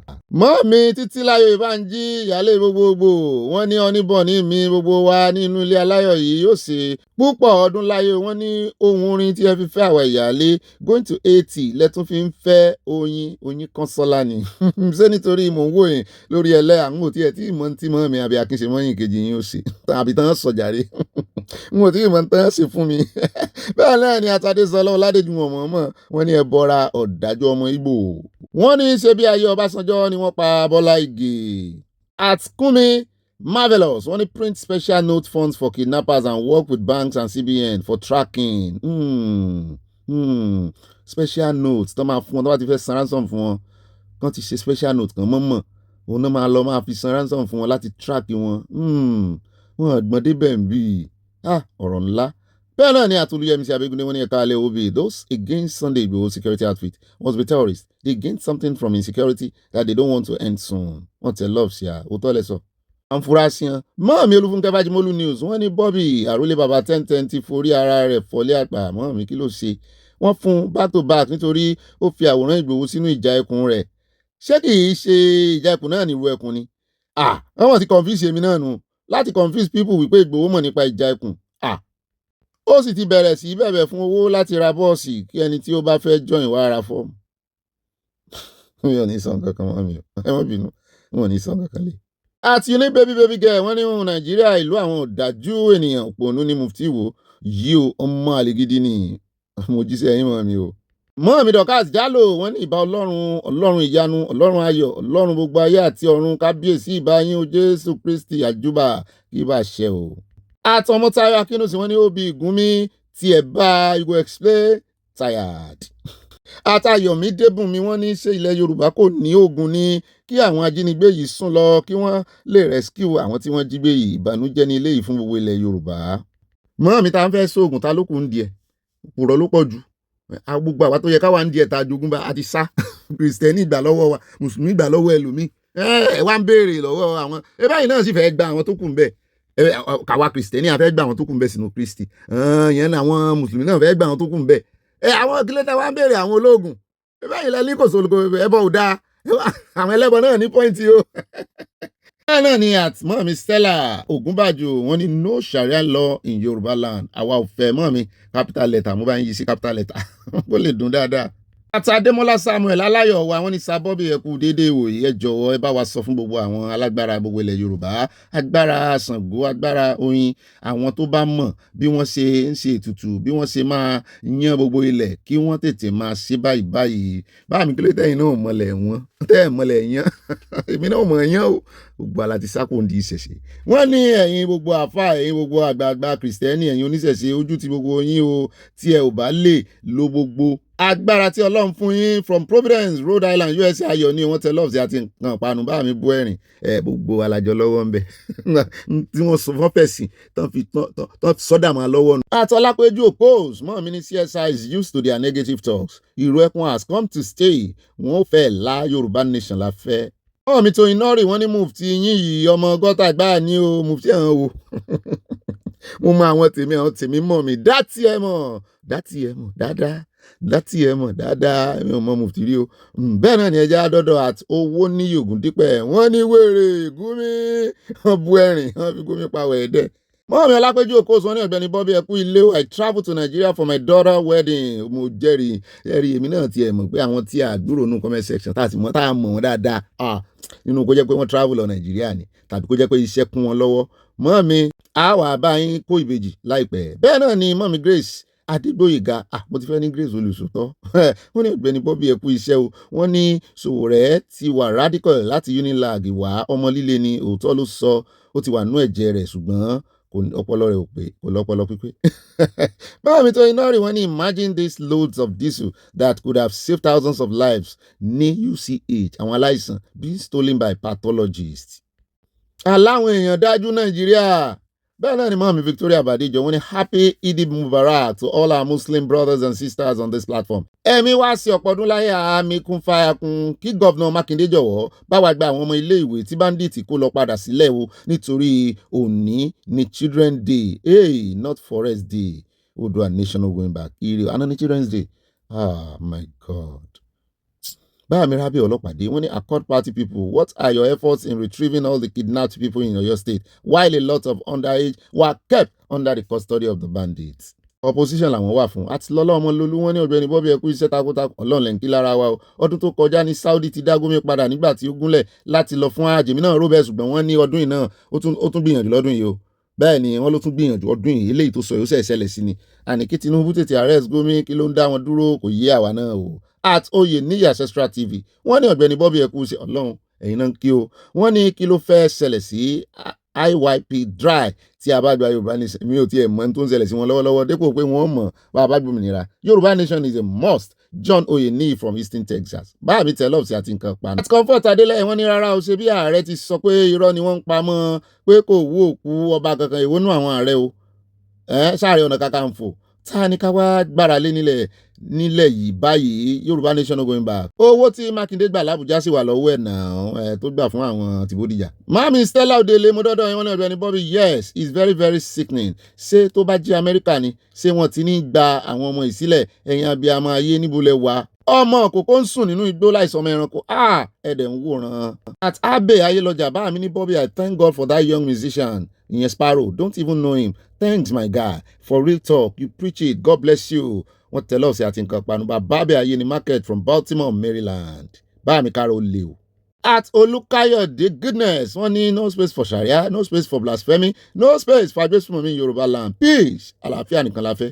wọ́n mi fún mi lọ́lá Bello wọ́n ní Ọ̀gbẹ́ni Bobby ọkọ wa ẹ̀mí lẹ̀ ń kíá kí gbogbo àwọn ìyá wa àti bàbá wa mùsùlùmí òdodo ẹ̀mí gbogbo wa á sí ọ̀pọ̀lọpọ̀ ọdún láyé inshallah Obi darling adúpẹ́ wípé ẹ tètè wọlé lọ́jọ́ aláago 9 ṣé mo tètè wọlé lánàá love you Májàsọ́lá love you wọ́n tẹ love sí àti nǹkan panu rọ́gẹ̀dẹ̀ wọ́n bó dédàjì bẹ́ẹ̀ náà ni mo rágbàdo òjò. at Precious sí ṣèkó wọ́n ní hi wọ́n tẹ love sí I will love you too. wọ́n mi tó iná rí wọ́n ní wọ́n gbé ẹran ọ̀rẹ́ sísá mi lọ lórí ọ̀kadà bó ṣe ń wò wọ́n lọ rí lórí ọ̀kadà. àmì ọlọ́ládé adéyẹmọ wọ́n ní ọba ńlá fídíò it is not a new video ó ní òlọ́dọ̀ èmíṣẹ́ rí ni o. àtikẹ́ni ògúnkọ̀yà wọ́n ní kí àwọn ọ̀tá ìrù ẹkùn lọ gbá transformer mú ọmọ adéyẹmọ máa ṣe àṣeyọrí lórúkọ jésù àmì wọ́n tẹ love sí wa. Mọ́mí Alájà Rafiat Yuwa, we want this young man is saying the fact. Where are the Christians, Muslims, and traditional leaders? What courage are they giving to their brethren? Majority of them are in business tattoos. The heart of God not in them, self-centered and corrupt. Mọ́mí ìyálé gbogbogbò àbí akínṣemọ́yìn mo rọ́wọ́ wọn o. Wọ́n ní Ọ̀gbẹ́ni Bobby kó alẹ́ o, mọ́mí ti mísì mi fọ́. Kò sí òye ọ̀rọ̀ tí mo lè sọ nípa ọ̀rọ̀ ìlú wa yẹn, ìbànújẹ́ ọkàn ni ó máa ń jẹ́ fún mi. Mo sì máa ń gbádùn. Bí o ṣe máa ń jágbe mọ́ àwọn onísọkúsọ wọn tán bọ̀ sí Nàìjíríà ti kú tipẹ́. Mọ́mí ẹ̀ tí ìsọwọ́ yẹ fọwọ́ sí oyin kọ́nsọ́là o. Mọ́mí ìbánjí ò gbà ń ti wọn o. Bẹ́ẹ̀ ṣe mọ́mí bẹ́ẹ̀ náà ni ẹja mo padà sọ́dọ̀ mọ́mí Ṣọlá Òdùmọ̀ṣù kan náà mọ́mí náà rí. Wọ́n ní thank God for this young musician Sparrow. Well done jàre ọmọ olóríire. Olúwa jẹ́ kí wọ́n gbọ́ o àbí kán tún tètè gbọ́. Mọ́mí Ṣọlá Òdùmọ̀ṣù mo jẹ́rìí yín mo rò pé ẹni tẹ love ni wọ́n tẹ love sí a wọ́n tẹ wọlé ó ti wọlé mo ti rí láti ẹ̀ mo láti love. Báàmí bàbá oníbúrẹ́dì ọ̀nà dájà lẹ́ láàrin mi àtẹ̀lẹ́ Emmanuel Adéoyè ti wá yọ̀ dá fún yín. Wọ́n ní Ọ̀gbẹ́ni Bobby ìbá ẹnu ń jáwá Emily Nkesi àwọn bàbá yẹn kò lè sọ̀rọ̀ nítorí pé àwọn Fúlàní tó ń pa àwọn èèyàn kò tí ì wọ chọ́ọ̀chì àti káàmpù àwọn bàbá yẹn. Tó bá wọ̀ náà sán lè ra àwọn bàbá yẹn lè ní báwọn ọmọ ìjọ ní òforíko. Mọ́mí Florence Alade wọ́n ní Ọ̀gbẹ́ni Bobby ẹkú iṣẹ́ òní o Ọlọ́run ní í ṣe o tí Gúnmi kò bá dùn tínú Gúnmi ò bá dùn kó máa lá ṣúgà lórí ọ̀rọ̀ Nàìjíríà Ọlọ́run lúgọ ó ń wo iṣẹ́ àwọn olóṣèlú àbí ìṣe wọn CSI máa báṣẹ́ rẹ̀ lọ o àwọn tó ń sunkún omi ló pọ̀ lójú Oòduà Nation November níbi tí ààyè ti gba ìrú ẹkùn tí kò gba blasphemy law àti sharia law wọ́n tẹ love sí àti nǹkan panu bẹ́ẹ̀ náà ni a ti dé lọ́dọ̀ mọ́mí bómibómi Krista wọ́n tẹ love sí a mo jẹ́rìí àtibáàmì Olúwadésínà wọ́n ní àmì wọ́n tẹ love sí àwọn gbádìí fún wa o. Mọ́mí Anansu mo rí pọ̀ yín o pọ̀ wọ́n tẹ love sí àti nǹkan panu Oòduà Nation no going back. Màámi Abọ́láńlé Ògúndọ́lá wọ́n ní welcome family Ọ̀gbẹ́ni Bobby àtàyà ẹkú ìyànjú o Ọlọ́run á fèrè ṣiṣẹ́ gbogbo wa àmín Oòduà Nation no going back. Love from Amadola màámi àfi I love you. Bẹ́ẹ̀ náà ni mọ́mí Stella Ògúnbàjò wọn ní àlùbáríkà fún gbogbo ilé aláyọ̀ ẹ̀yin ìran mi nǹkan ò ní sẹ̀mí ẹnìkankan wa ní àṣẹ Èdùmàrè àmì kọ́ńfàyà báàmí ogbó abẹ́wọ̀n wọn tẹ love rẹpẹtẹ sí in blue green yẹn làyà mú wọn ní love fún yín ẹ̀gbọ́n mi àdó olóró gbà lórí àìrọ̀ ọba àlùwà àwọn ènìyàn ẹ tí ẹ fi tèmi ẹ fọwọ́ tèmi wọ̀ dá àwọn ẹja àtẹ̀wájú at Marian Cipriano ìyàwó tuntun ẹ̀ ń ta sí ìyàlẹ́ yìí ẹlẹ́yà gbàgbó wọ́n ní àtẹ̀lẹ́yà kọ́kọ́rọ́ ilé ọwọ́ mi ló wà wọ́n ní ọkọ̀ tí ẹ̀ ń kúlé lórí yàrá mi ló sùn love you my sweet zaddy mo gbé ibà fẹ́mi bọ́sẹ̀dé bá mi dáadáa wọ́n ní ibà fẹnu já wáyà bẹ́ẹ̀ ni mo fi ń wó ògiri wọ́n ní omi inú ń kọ mí ṣá kí ló dé tí àwọn ọmọ àlépọ̀ tó ilé yìí ní ilẹ̀ Yorùbá ẹ̀kọ́ tí ń fojú mímú wọn ta ni bàbá àwọn ilé yìí nílẹ̀ Yorùbá tá ń bàbá wọn bonlé wọn hàn tó ń fẹsẹ̀ halẹ̀ káàkiri lórí ìrú ẹkùn àgbàyà gbogbo ó bà nínú jẹ́ bá mi o ibà fẹ́mi lóye from MD USA. At white team olórí ọ̀dọ̀ wọ́n ní terroristic attacks everywhere in Nigeria. How did Nigeria come to this level of havoc? Poverty and insecurity are the tea of the poor masses. God, please help Nigerians out of these havocs. Àmì Christiana Mustapha wọ́n ní ẹkú iṣẹ́ o ẹ ò ní dààmú òbí kò ní rẹ̀yìn láṣẹ tẹ̀dùmarè àṣẹwà Bobby ó dàbí àwọn ọmọ Yorùbá ọmọ ọkọ yàtọ̀ sí ọmọ àlè ó yàtọ̀ gidigidi mọ́ mi Yorùbá tètè dé o mo rí nǹkan panu tẹ́ fi ránṣẹ́ o. Báàmí Adétáyọ̀ Adégẹyè wọ́n ní òbí ó yẹ kí ìjọba ti lọ gbé mufti ìwó yìí wọ́n ní ẹ̀jẹ̀ ti ta sí lọ́pọlọ wèrè ní orí rẹ̀ ti dàrú ìbùkún ni fún orílẹ̀-èdè Oòduà from Newark New Jersey USA wọ́n tẹ love sí a. At Marian Cipriano ìyàwó mi ti ń rìn lọ́wọ́ rain of the moment èmi ń bọ̀ wọ́n ní MSB Salah Alewa Salah lẹ́yìn wọ́n jẹ́ kẹ́ kìíní ìdá wàhálà alẹ́ o ó dáa ẹ jẹ́ àlọ́ sọ̀rọ̀ báàmì Òkìnlá Adédọ̀tún wọ́n ní olùkùnmí Bobby báàmì ẹ̀mọ̀ kú múra ti ojúde ọba ṣe é lọlé mo jẹ́rìí ẹ kú ìgbìyànjú ṣé irú Gúnmi baálé àwọn ẹlẹ́sìn alákatakítí yẹn ló yẹ kí wọ́n máa fún ní VIP treatment ní Nàìjíríà ṣùgbọ́n ó bá àwọn tó jùlọ pàdé ní Saudi annual deportee jàtijàti annually ni o wọ́n lọ́dún ìlélẹ̀ ìtúnṣẹlẹ̀ o kì í ṣe tọdún tó lọ o mọ́ Stella Ògúnbàjò mo rí pọ̀ yín ó pé mẹ́rin Oòduà Nation no going back God bless Oòduà Nation wọ́n tẹ love sí a. Brother Remi, you can Trump, Ogbeni Bobby, when Allah is accepting dua on the day of Arafah, may yours be one of them. Idil Mubarak, Amin. Terrorists don't have religion. God bless America. I stand with President Trump. Àtolúwọlé Àníkẹ́ wọn ní òbí ẹkú iṣẹ́ takuntakun Ọlọ́run ní o ìdílé aláyọ̀ wa kò ní bàjẹ́ lórúkọ Jésù àmì CSI òòṣà máa bá iṣẹ́ rẹ̀ lọ o ń bá bọ̀ ní o torí ẹ̀ ń bá lọ ló bá kú Yorùbá nation going back wọ́n tẹ lọ́ọ̀sì àti nǹkan panu. Omi mòró mú bọ̀ ó yẹ ẹja ọ̀sán. Wọ́n ní Ọ̀gbẹ́ni Bobby mi tó tọ́ my darling tí mò ń jẹyìn ó ti kan àwọn tí wọ́n lọ jẹ ẹja ní Àbújá lọ́jọ́ sí nìyẹn o wọ́n ti ẹ̀ ní fọ́nrán yẹn ti pẹ́ kì í dé bá ní káyẹrí o Elizabeth ó ti kàn ẹ́ nìyẹn o CSI thank you for standing up for your race o Oòduà nation is around the corner mọ́ mi yọ yẹ̀yìn kò ní yí ẹ̀lẹ́ láìláì ẹ jèrè ẹ fèrè ìjẹ́kọ̀ọ́ láṣẹ Ọlọ́run Ìdùmarè. Ó dáa yọ ìyá kò ní yí ẹ̀lẹ́ rere ni ọmọ bá wa sí dáadáa lè dé ẹ wá nǹkan jókòó lé ẹ wá nǹkan fìdílé ẹ mọ ya ẹran jẹ ọdún iléyà là ń ṣe ẹ mọ sáwọn o mo jẹ́rìí àwọn àfáà gidi wọ́n pín ẹran ó tọ́sún náà kọ́ pẹran tọ́bẹ̀ tí ò lé lẹ̀ ẹran tí ò rí jẹ jọ rántí wọn o gbogbo ẹ̀yin kìrìsìtẹ́nì tán bá fún náà ẹ mọ dẹran ẹlẹ́ran nu o gbogbo ẹ̀yin oníṣẹ̀ṣe àwọn ò tiẹ̀ ní gbogbo wàhálà yẹn lọ́wọ́ àwọn náà ìfẹ́ jẹ oúnjẹ kérésì àwọn tó bá fìfẹ́ bá yín lò pọ̀ ẹ fìfẹ́ bọ́n lò àwọn tó bá lejú korokoro ẹ kọ̀yìn sí wọn kò jù bá náà lọ kì í ságídí kì í ṣe tipátìkúkù ẹ wá nǹkan jókòó léje kẹ wá nǹkan tẹ́ mọ̀ fi sọ̀rọ̀ àjìjà ká mọ̀ fẹ́ lójú ká mọ̀ wálẹ̀ jìn ká mọ̀ ṣe justice sí ìbá gbé wọn débẹ̀ oyè tẹ́ fi mí jẹ náà ni mò ń jẹ́ òyìn sí ìfowóró ìkòmọ́ lè kọ́ lójú ẹjọ́ ẹ bá pín òyì náà dọ́dọ̀ àwọn olólùfẹ́ yín ó bá dénú yín ó bá dọ́kàn yín tó tẹ́ yín lọ́rùn ni o ẹ bá fi sọ sí hàn pé ìròyìn kan wà ń bí ilé aláyọ̀ ni Ọlọ́run ló gbé kalẹ̀ àjọ ń kọ́ mọ́ lùbọ́ ní gbogbo wa la mátà níbí everybody is matters. Ó dá o ẹ̀ṣẹ́ ti jókòó dáadáa ẹ̀sìn jókòó déédéé ẹ̀rọ àwọn ẹ̀ṣẹ́ nǹkan mu lè lórí mi ò ní sọ tẹ́ẹ̀sì mu lè lórí alákọ̀ọ́kọ́ nù ròyìn tòní ẹja lọ iléeṣẹ́ ológun adúpẹ́ o pé kò sí wàhálà kò sí àpọn o ṣùgbọ́n ẹ mọ̀ pé olùdé sì wà ń ta ni wọ́n á ní ká tẹ̀mọ́ àwọn ọmọ Nàìjíríà létí pé ẹ fura o pánsá ò fura pánsá já o àjà ò fura àjà jìn onílé tí ò bá wá fura olè ní òkò olè náà ni àwọn agbésùnmọ̀mí yìí o àwọn kan ń jalè ẹ̀mí àwọn kan ń jalè ara o kankan náà ò ní kàn wá o wọ́n ní awífúnni kó tó dání àgbà ìjàkadì ní o iléeṣẹ́ ológun Nàìjíríà ti ké gbàjarè pé ó ṣeé ṣe kí àwọn ikọ̀ agbésùnmọ̀mí Boko Haram àti ISWAP ṣe ìkọlù sáwọn èèyàn lásìkò ọdún iléyà tó gbòde yìí nínú àtẹ̀jáde kan tí akọ̀wé ìròyìn níléeṣẹ́ ológun àpapọ̀ lẹ́kùn àríwá ìlà oòrùn Joint Task Force North East Operation Adenkai Lieutenant Colonel Sani Uba fi síta ní àárọ̀ yìí náà fi síta ẹ mọ̀ wípé àwọn mùsùlùmí alálàáfíà ń pẹran ní ìsìn àwọn ò fẹ́ pààyàn àwọn náà ò fẹ́ rẹ́yàn lọ́rùn nǹkan fẹ́ fi ṣe iléyà àti wọn nìyẹn iléyà ò sí ń ta gan wọ́n rẹ́yàn lọ́rùn. Àtẹ̀jáde náà kéde pé ìwádìí àti iṣẹ́ ọ̀tẹlẹ̀múyẹ́ táwọn ṣe ó fi hàn pé ó ṣeé ṣe kí àwọn tó ṣẹ́kù nínú Boko Haram àti ISWAP kọlu àwọn ibi tí ó dá wà lásìkò ọdún náà ìwọ náà kó omi tó bá dá kẹ́kẹ́ tó pa lọ́lọ́ ìwọ náà kó omi tó bá dákẹ́ ibi tó pa lọ́lọ́ nù jù wá sọdún gbòòrò wọ́n fi kún pé àwọn oníṣẹ́ ibi náà lè lọ ibi tí èrò pọ̀ sí náà o kàn ṣe bí ọlọ́dún yẹra wò wípé lọ́rùn rẹ kí wọ́n gbé àdó olóró sí ẹnìkan tí yóò yọ wá sáàrin àwọn èèyàn láàrin èrò lára o ìsọmọdé ìṣàgbà wọn ni ẹ̀fúra pàápàá jùlọ lábẹ́ kíní tán máa ń dàbúlẹ̀ pẹ̀pẹ̀ wọn ni ẹ̀fúra o.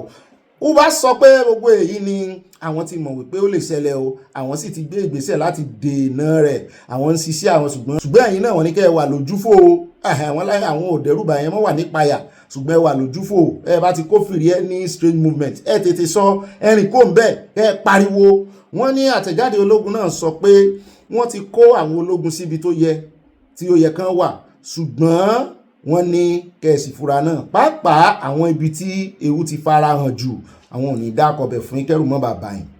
ṣáájú ayẹyẹ ọjọ́rú a ti pín àwọn ikọ̀ síbi tó yẹ kí gbogbo wọn wà o a sì ti ṣe gbogbo ètò pátápátá a ti ṣe ìtọpinpin tó yẹ ká ṣe o wọn náà bá gbọ́wọ́kọ́wọ́ àwọn wà ní sẹpẹ́ wọ́n bá wọn lakọ̀. bákan náà ni Operation Adenkai rọ àwọn orí adé olórí ẹ̀sìn alẹ́nulọ́rọ̀ láwùjọ àti bẹ́ẹ̀ bẹ́ẹ̀ lọ láti ran iṣẹ́ ààbò tó ń lọ ìlọ́wọ́ wọn ní ẹmọ́ dáadáa wọn iléeṣẹ́ ológun ní òun kò ní fún àwọn agbésùnmọ̀mí láàyè láti ṣe iṣẹ́ ọwọ́ wọn káwọn èèyàn lè fi ìfọ̀kànbalẹ̀ sí ọdún iléyà. mo ní lẹ́yìn iléyà ńkọ́ wọn láwọn wà lójúfò dá o lẹ́yìn táwọn ológun ti sọ̀rọ̀ ohun tó jọun la fi wéra wọn, wọ́n súnmọ́ra wọn pẹ́kípẹ́kí ohun ló dífá fún àbájáde àyẹ̀wò ìwádìí tí àjọ kan tí wọ́n rí sí ọ̀rọ̀ ẹ̀sìn ẹ̀tọ́ ọmọnìyàn tó ń rí sí ráìtì èèyàn lórí ẹ̀sìn káàkiri àgbáyé Amẹ́ríkà náà wà. Wọ́n ní orúkọ wọn a máa jẹ́ USCIRF ni wọ́n ní wọ́n ti gbé àbájáde ìwádìí wọn jáde lórí ọ̀rọ̀ Nàìjíríà wípé 30,000 Fúlàní kò sí àmúlùmọ́là Fúlàní ni gbogbo wọn.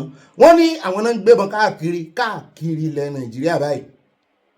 Àwọn Boko Haram wọn sì ń bẹ o, ISWAP ò sì ń bẹ o, Lakurawa ò sì ń bẹ o. Àwọn agbébọn Fúlàní wọ́n sọ directly 30,000 náà kan wá rójú ráàyè, àwọn ọmọ àlè náà rójú ráàyè náà ní ìlú ẹkùn ṣe kìíní kan àbí ká gbárùkù ti ra wa. Ìtẹ́yìn náà bá mọ̀ tẹ́ lè gbárùkù ti bó ṣe àwọn OPC lẹ́fẹ́ darapọ̀ kò tí ẹ̀ yẹ kárọ̀ ọmọ Yorùbá kankan tí ò darapọ̀ mẹ́gbẹ́ kankan. Ó yẹ kàn pa fún anybody ni rèé darapọ̀ mọ́ OPC tó bá jẹ́ yẹn lówó ọ̀, wá darapọ̀ mọ́ irú ẹkùn tó bá jẹ́ yẹn lówó ọ̀. Wọ́n náà ti gbé àjẹǹkàsí ilé tí àjọ kan nílẹ̀ Amẹ́ríkà tó wà fọ́rọ̀ òmìnira ẹ̀sìn ní àgbáyé USCIRF ti ké gbàjarè pé ó tó 30,000 àwọn Fúlàní agbébọn tó ń sọ̀rọ̀ bí agbọ́n yíká orílẹ̀-èdè Nàìjíríà o. Ìkéde náà ló wáyé nínú àbájáde àbọ̀ ìwádìí ọjọ́ náà fún oṣù karùn-ún ọdún 2026 yìí ní kò tí ì pẹ́ o. Nú oṣù náà láti wá o àti kó nú oṣù karùn-ún o. Àjọ náà ṣàlàyé pé àwọn agbébọn náà ló wà ní orí òjòrí, wọ́n wà lẹ́kalẹ́ka lẹ́gbẹ́kẹ́gbẹ́ ẹgbẹ́kẹ́gbẹ́ nàbà society. Wọ́n láwọn àlùmọ̀jèrè inú wọn, wọ́n láwọn tí ń daran, tí ń ṣe núra fúrádé nínú jàre, tí wọ́n ń ṣe bí àwọn àlùmọ̀jèrè, tó ń ṣe bí àwọn oníbàárà, wọ́n ní wọn lẹ́kajẹ̀ka.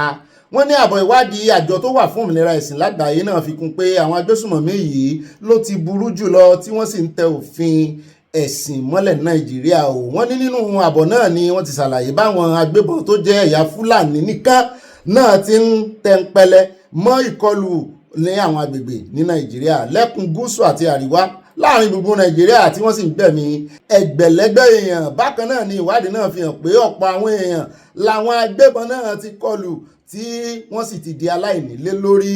Èyí ló mú kí ìbẹ̀rùbojo kó kún ọkàn àwọn ènìyàn. Yàtọ̀ sí èyí, ìwádìí náà tún fi hàn pé ọ̀pọ̀ àwọn ìkọlù yìí ló dojúkọ àwọn agbègbè táwọn Kìrìsìtẹ́nì pọ̀ sí kò tán bí ò tán. wọ́n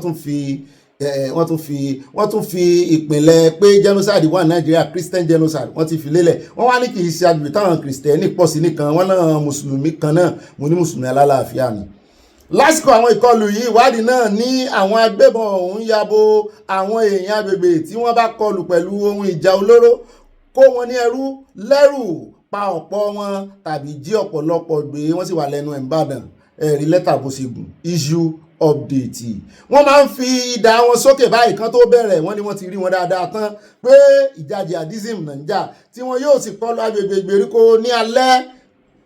Yóò sì ná, kò sì sí ná Nàìjíríà already. Wọn yóò dẹ́rù bà àwọn èèyàn láti sá fún wọn, wọn yóò sì gbàkóso ilẹ̀ àwọn èèyàn tó bá wù wọ́n láti dúró sí. Lára wọn láti rí àwọn ikọ̀ agbébọn tó ń wá ọ̀nà láti sọ ara wọn di olówó, tó ń fi mọ́ àwọn ẹgbẹ́ agbésùmọ̀mí tó ń lo ọ̀nà ipá láti túmọ̀ ohun tí ẹ̀sìn Islam jẹ́. Ọ̀nà ipá náà ń lò ó dáa. Ó náà lẹ́ti gbọ́ ẹ̀sùn bí tá ti ń sọ ní ìkànnà àwọn àfa àwọn ti ké sí àwípé ẹ̀wà ẹ̀jẹ̀ kò ń sóòótọ́ ọ̀rọ̀, èèbò lòun ó sì sọ, ẹ̀jẹ̀ kò ń sóòótọ́ ọ̀rọ̀ tóun bí Gumi ò bá lè sọ, èèbò lòun ó sì fi sọ. Mo ní ṣe Yorùbá níwọ àbí Fúlàní àbí ṣùgbọ́n orúkọ tí mò ń wò yìí ó fẹ́ jọ tàwọn Fúlàní.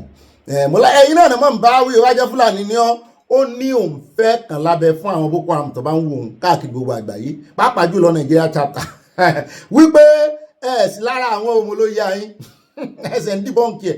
Àná náà gbogbo sọ́márì tí Gumi sọ bí ìgbà tó wá dìbọ́ǹkì ni, ṣùgbọ́n ó sì ń gbèsè wọn lẹ́yìn òun yẹn wọn lè jámọ́ lẹ́yìn ẹkùn rẹ̀ o. Wọ́n jọ lẹ̀pọ̀ ní o, ìkọ́ lálábàkọ́ ẹ̀wà rẹ̀. Ṣùgbọ́n ẹja gbọ́rọ̀ lẹ́nu kan nu wọn tó sọ wípé ẹ̀yin Boko Haram ìsara àwọn Allahu Akbar tí yín yàtọ̀ sí táwọn. Ẹ bá mi tẹ̀ sí, ó ti mú wọn lómi, ẹ̀kọ́ ti ń fojú mímu hàn. By the way, in addition to that, the DHQ has told us that those responsible for the OYO kidnap are a breakaway faction of Boko Haram. Yes, I've read that too. So I'd like you to speak to that as well, relatedly. Okay, now let me say this. Let me start this way. I also need to appeal to a TV station like Channels TV that are coming to your station should not be a one-off event or should not be an annual event. So you need to provide a platform for clerics, Muslim clerics, who have a very good message to pass. to come and speak to people. We are speaking, but do we have the platform to speak to a big audience, the kind of audience that we want to speak to? We are speaking, honestly.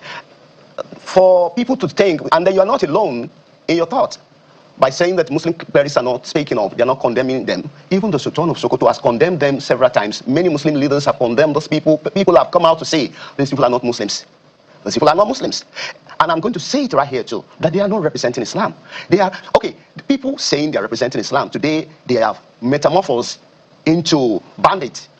They are now kidnapping people, asking for money. So are you now going to say that the money they are collecting, the ransom they are collecting, they are using it to sponsor people to Mecca, or they're using it to build mosques, or they're building schools for Muslims? Where are the schools that they have used the ransom they are collecting to build for Muslim children? Their children are out of school. We see many of them. You see them. Pardon me if I may ask. Are they misquoting portions of Islam? Okay, no. You know, when people come up with this kind of discussion, I like to reference the Quran. Because when you talk about Islam, our most authentic source of Islam is the Quran. We go to the Quran, and you do not need to be a Muslim before you can read the Quran. If you cannot read the Arabic text or the Arabic version, then you can read the English version. Get an English Quran, read what God says. Go to Quran 2, verse 256. God says there's no compulsion in religion. There's no compulsion in religion. Go to Quran 109, verse 6. God says, practice your religion and let others practice their religion.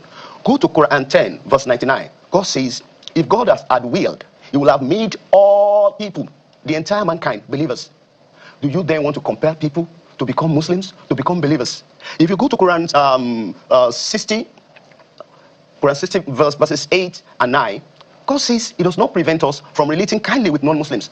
They do not hurt us, they do not harm us, they do not frustrate us, they do not disturb us. God says He does not stop us from relating with them with kindness, with love, with compassion, with good neighborliness. This is God talking. There are several other verses in the Quran. And then when you come to the life of the Prophet ﷺ as well, when he got to Medina, he met Christians, he met Jews, he related with them in a kind way. He brought them together. They came up with what is known today in Islamic history as the Charter of Medina, the very first constitution that is people belonging to different faiths.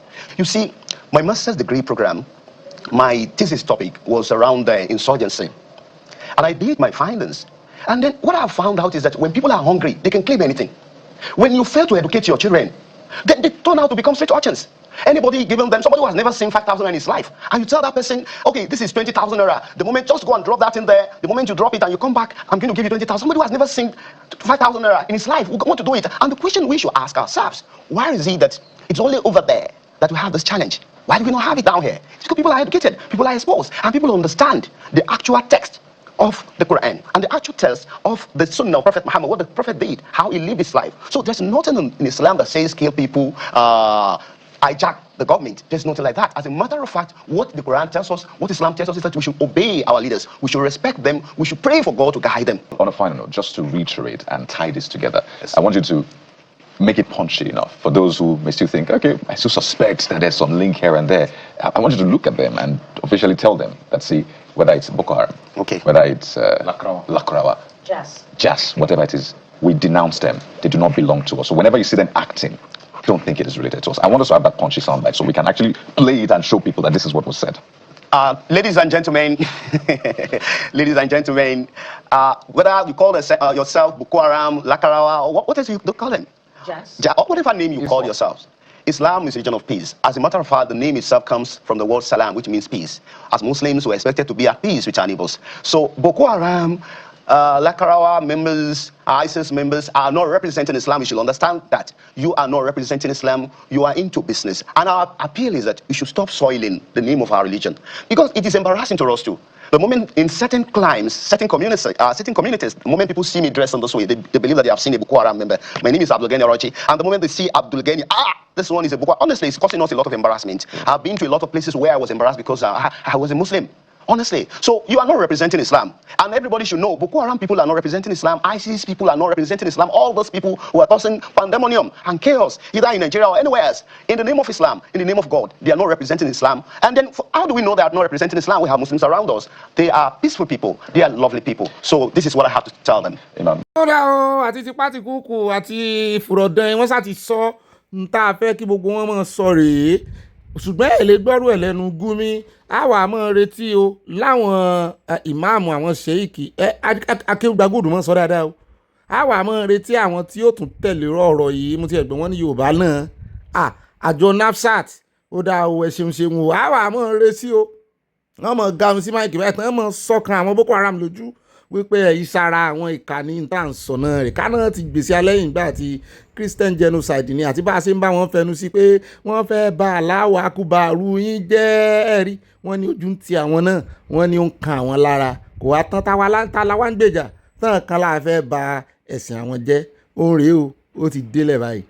ẹ káàbọ̀ padà sẹ́yìn náà ti wá rí aṣọ akékèké ayányányán afẹ́fúnfẹ́fún alọ́gúnlọ́gún afẹnuwú géètì fẹnuwú ògiri wọ́n pè àlókọ wọ́n bu àkàwé àlọ́sùkú àkọ́gbọ́n wọn ní ànímọ̀ àlóye ta wá ní onímọ̀ ta ní olóye ní ìsìn àní mo tún padà sórí gbogbo àwọn ọmọ àlélẹ̀ Yorùbá gbogbo àwọn ọmọ ọkọ ẹja tì wọ́n lójú ọ̀la alálẹ̀ ó bàbá tì wọ́n lójú sẹ́yìn náà ti wá rí gbogbo ariwo tá à ń pa wípé àṣesánà ní ẹ̀sìn àwọn òṣesánà ní ẹ̀sìn bí à ń gbèjà mùsùlùmí alálàáfíà ni ó ti wá àwọn náà ti wá ń jáde wọ́n ti ń gbèjà ara wọn ṣùgbọ́n a ṣe ń wá àwọn ọmọ ọkọ mùsùlùmí dáadáa o tán ní gbà táwọn ti Fúlàní tán máa dà wọ́n ríbaríbo tán ní gbé orí wọn yìí tán ní gbé sábẹ́ ìwọ̀jábọ̀ ń tiẹ̀ tán ní gbé sábẹ́ Fúlàní ọ̀rọ̀ ló kàn lára tán ní gbé sábẹ́ Fúlàní tán ní ó dàdúró tí wọ́n ní máa retí nǹkan láti Iran pé ọwọ́ ìránù yóò wà kọ́kọ́ dé sọ́wọ́ sọ̀tánù kan tó wá irọ́ àti ẹni gba nǹkan ní nǹkan kan gbà lọ́wọ́ wọn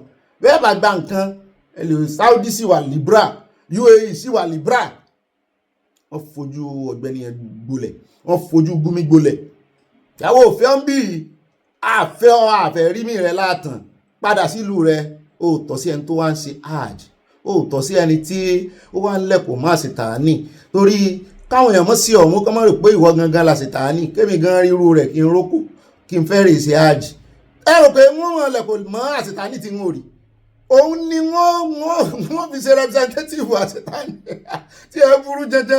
ìfẹ́ já wa kó bẹjá yà lọ́dọ̀ ti àwọn tí wọ́n pa láriwo yìí wípé báàrẹ Tinubu ò bá ṣéǹjì tactics wọn tán bá ṣéǹjì tactics wọn tán ṣéǹjì approach wípé ìpànìyàn yọ ọmọ gòkè sí ní ilé ìtàn expect pé tó bá ti di táìmù tí ìdìbò bá ti lọ tán nǹkan ó padà wọ́n ní mo ní ẹ mọ́ wulẹ̀ fún wa ní prophecy tí ó dáa wọ́n ń pa àwọn aráàbí náà wọ́n ń pa wọ́n tí wọ́n kàn wò ń ràn tán ti wọ àárín jù tán ti múlé tán ti mọ̀ wípé USA ń bọ̀ o tán ti múlé sí sáìdì ilẹ̀ Yorùbá ń bí ló ṣẹ́kù ọwọ́ sì bà wọ́n ìrú ẹkùn ti dé ojú ẹkùn pọ́n ìrú ẹkùn lé ẹjẹ́ àyà lọ́dọ̀ àwọn tó fẹ́ gbé wa débẹ̀ lórí ọ̀rọ̀ insecurity náà ni àwọn méjìlá ń gbé kọ́kọ́ bá ń tẹ́tí ilé tí ń pariwo mọ́ olódòdẹ lórí wípé bẹ́ẹ̀ bá ṣe eré bẹ́ẹ̀ change tactics nǹkan ó lé o ẹ̀kọ́ bá ń tẹ̀ sí ká tó wá lọ sọ́dọ̀ ẹ̀ tó fẹ́ ní ká tó wá lọ sọ́dọ̀ ẹ̀ tó sọ wípé òun fẹ́ sọ nǹkan mẹ́ta kókó fún wa ìdí tí ISWAP àti Boko Haram tí wọ́n fi ń jà. Maybe over the board. There's nothing new that has happened that we have said will happen or has not happened before. You know, they say in Yoruba, so it's hard. This is the level of breakdown that we have seen sustained over the last 4 administrations, I dare say even since 1999. So there's nothing new that what we have as a national security infrastructure is failing. And I've maintained that the current setup will fail and continue to fail. And that this president will also fail, as his predecessors has failed, despite the fact that he has now appointed an SC on Homeland Security, which I thought was a bit cosmetic, doesn't address the real issue. There are deep-seated problems beyond the cosmetics of 2027 elections. And these elections will come and go. Attention span will move to another thing. These issues will continue. Sadly, this is the way we are currently set up, and this is the near-term prognosis of what the trajectory looks like. ó dẹ̀ káàbọ̀ padà bẹ́ẹ̀ rí Gumi náà ó sì ń láàgùn o adìyẹ rẹ̀ ń láàgùn irun ara òjì àmọ́ ìjà wá bọ́ọ̀dì sọ́dọ̀ ẹnì kejì níbi tán ti ń pa láriwo wípé sẹ́ àwọn ọmọ nǹkan mẹ́ta gbòógì tí àwọn máa sọ fún ààrẹ olódòdẹ o 3 ideologies behind Boko Haram ẹ̀jẹ̀ agbọ́lẹ́nu wọn bóyá ń ta ti gbọ́ rí ni. You can say that people are impoverished. All of us are impoverished. All Nigerians. I don't know of any Nigerian that is not impoverished by the state. The state does not provide you with quality healthcare. The state does not provide you with quality education. The state does not provide even quality drinking water. So, are we to all pick up arms now and turn against each other? After adopting fellow Nigerians that are deprived like you and claiming their protection against the state. Banditry is a cultural form of criminality among that demography that came to the fore when the state receded. As simple as that. If you see any part of the world where you have existential security challenges that is the one that is so dominant that it becomes a threat to the state. For instance, I keep saying this, if you have a situation where you have 1,000 people living in a community, and you have 2 criminals there, it is easy to manage, the police can manage that. But we have 1,000 people living in a community and 800 actually criminals, a community of criminals. And it tells you that this is just beyond crime. Bandits think they are doing the right thing. Thanks to people like me. They think they are on the right way, they think they are victims. So when they kidnap you, they think you are the reason why they are poor, according to them. And so they are trying to exact that which belongs to them from fellow Nigerians that are poor like them. So what the state needs to do is to become the state. In terms of religion, I keep making this argument too. Boko Haram is not just thriving because a few people are involved. No. There is an ideology that is behind Boko Haram. What is that ideology? I can break it down into three components. The quest for an Islamic state, a Sharia-governed Islamic state. Unfortunately, majority of Nigerian Muslims, if not global Muslims, actually believe in this aspiration. You saw it with the Sharia movement before the 2000 implementation of Sharia in Zamfara and some number of other states. You saw it. You've seen blasphemy law being implemented in Nigeria. You've seen some attempts towards Islamization of some parts of Nigeria. Now, what these young men are doing is simple. Where political Islam failed to deliver the ideal, they're trying to use jihadism to achieve same. So to remove the win from the sale of terrorism in Nigeria, we need to revisit the root causes of this problem from the mainstream.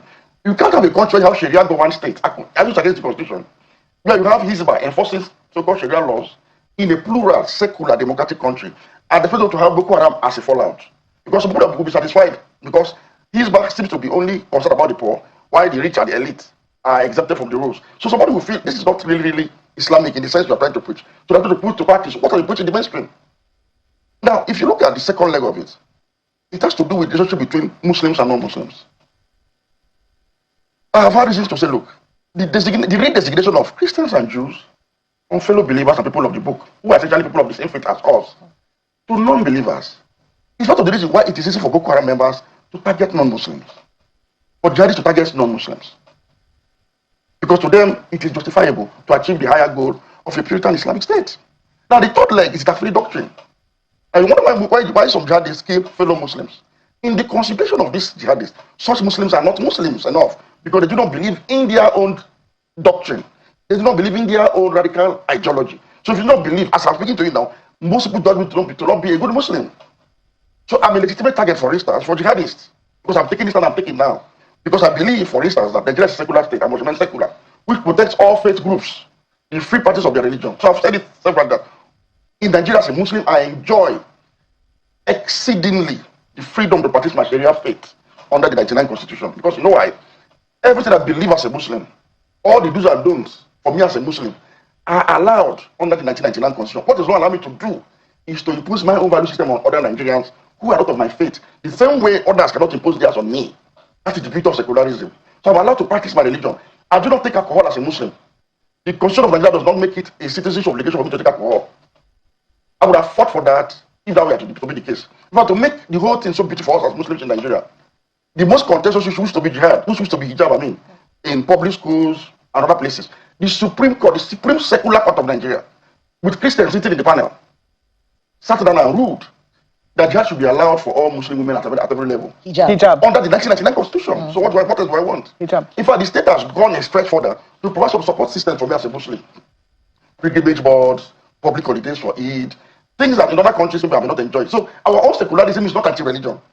It is pro-religion, but in the plural manner. That is, you have yours and other people should be allowed to have theirs. Oh no, let's gbọ́ yẹn ṣáà náà ti wá gbọ́ àwáwí from the both side. Àwọn mùsùlùmí méjì náà la gbé wá o. Ẹni tó kọ́kọ́ sọ̀rọ̀ láti NASFAT náà sọ òótọ́ ọ̀rọ̀ bó tiẹ̀ jẹ́ wípé wọ́n fi tipátìkúùkù mú wọn láti sọ ni wọ́n ti ọ̀pá pọ̀ lọ́pọ̀ lọ́bọ̀ wọn lọ fún wọ́n sọ fáwọn Boko Haram kó dájú bẹ́ẹ̀ náà ni bàbá yìí tó wá sọ̀rọ̀ yìí mùsùlùmí ni wọ́n ṣe kìrìsìtẹ́nì o wọ́n ní gbogbo ohun táwọn ń fẹ́ gbogbo ẹ̀tọ́ àwọn gẹ́gẹ́ bí mùsùlùmí gẹ́gẹ́ bí ọmọ orílẹ̀-èdè Nàìjíríà tó jẹ́ secular country wọ́n ní gbogbo ẹ̀ ti wà nínú òfin 1999 constitution pé àṣejù níran àyà gbogbo àwọn tẹ́ rí tán ń pariwo sàríà tán fẹ́ import ẹ̀sìn òdì wá níbi táwọn Hizbah tó jẹ́ pé wọ́n ti mú lówó ó láwọn tán wọ́n mú Boko Haram wọ́n mú bandits wọ́n máa jínigbé lásán rí wọ́n níṣẹ́ ti wá rí pé wọ́n fẹ́ fi báyìí jẹ́ ni wípé ideology ń tí àyà mọ́ tẹnumọ́ rè ideology wọn bó tiẹ̀ jẹ́ wípé ń tá a gbé wá láti NASFAT ti sọ wípé àwọn ò mọ̀ ń parẹ́ ó sọ̀rọ̀ wọ́n kàn lábẹ́ fún pé kó kọjú sí àwọn Boko Haram kó sọ fún wọn wípé wọ́n yìí sára àwọn, ṣùgbọ́n síbẹ̀ náà bàbá yìí tẹnu mọ́ wípé ìdí ideology ló ti wọ́ wá. Èmi náà sì mọ́ sọ wípé bí èèyàn bá máa solve problem yóò kọ́kọ́ mọ the root of the problem of jihad of agbésùmọ̀mí Boko Haram ISWAP gbogbo wọn Lakurawa náà ní ìdí ẹ̀sìn ló ti wá doctrine.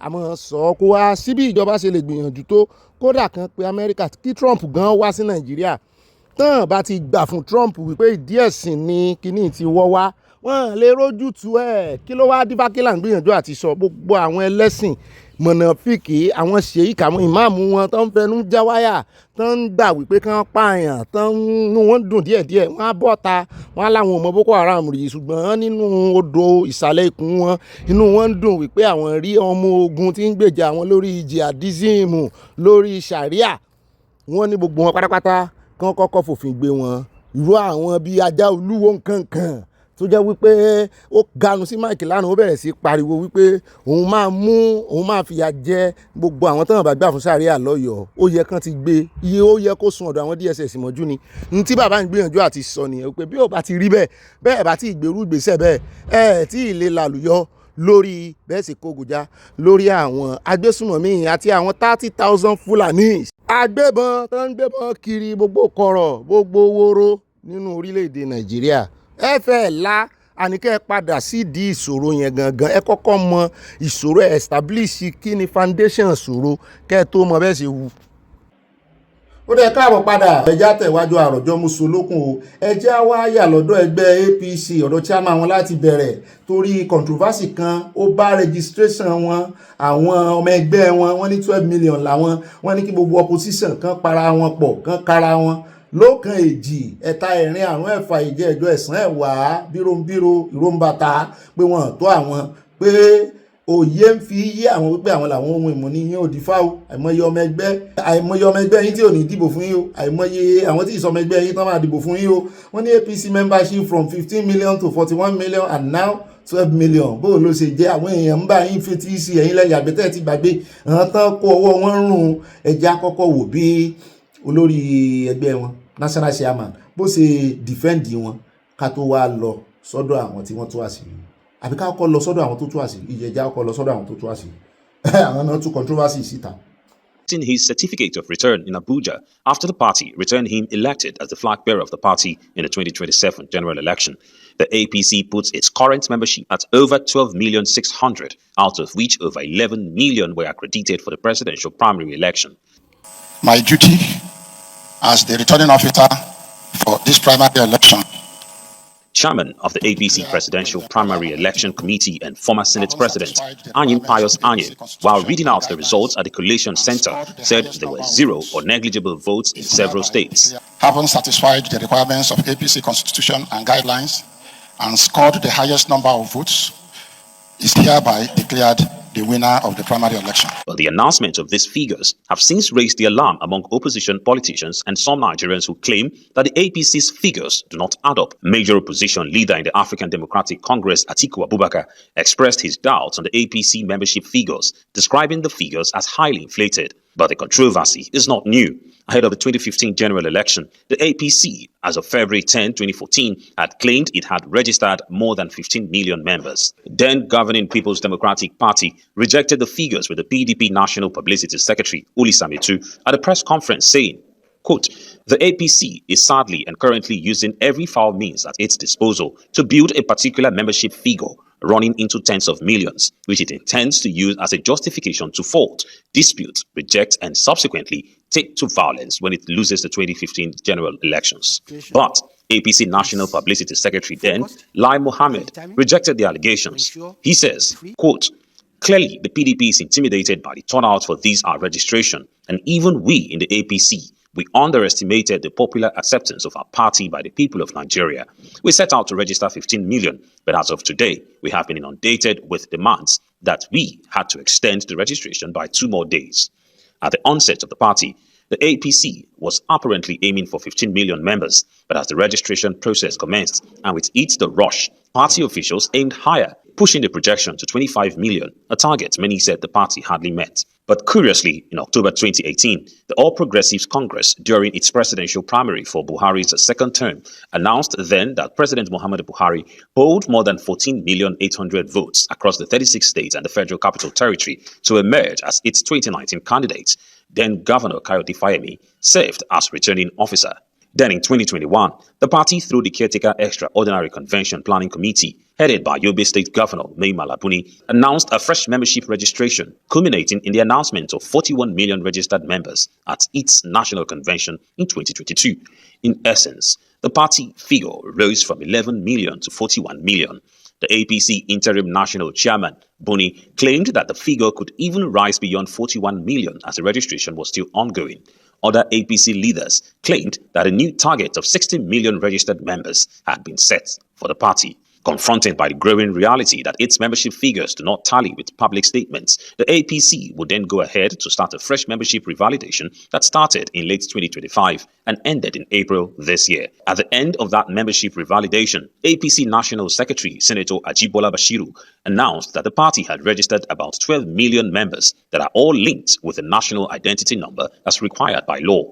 sẹ́yìn náà ti wá ń gbọ́ gbogbo làbárè ẹ ti ń gbọ́ bí tá a ti ń bọ̀ látòrí 11 ó di 12 ó di 15 ó di 41 million ó ti wá já sí 12 padà bó ló ṣe jẹ́ APC ọwọ́ ọ̀dán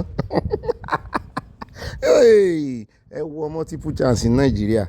This is never going to be a pretext for what's going to happen in the next election.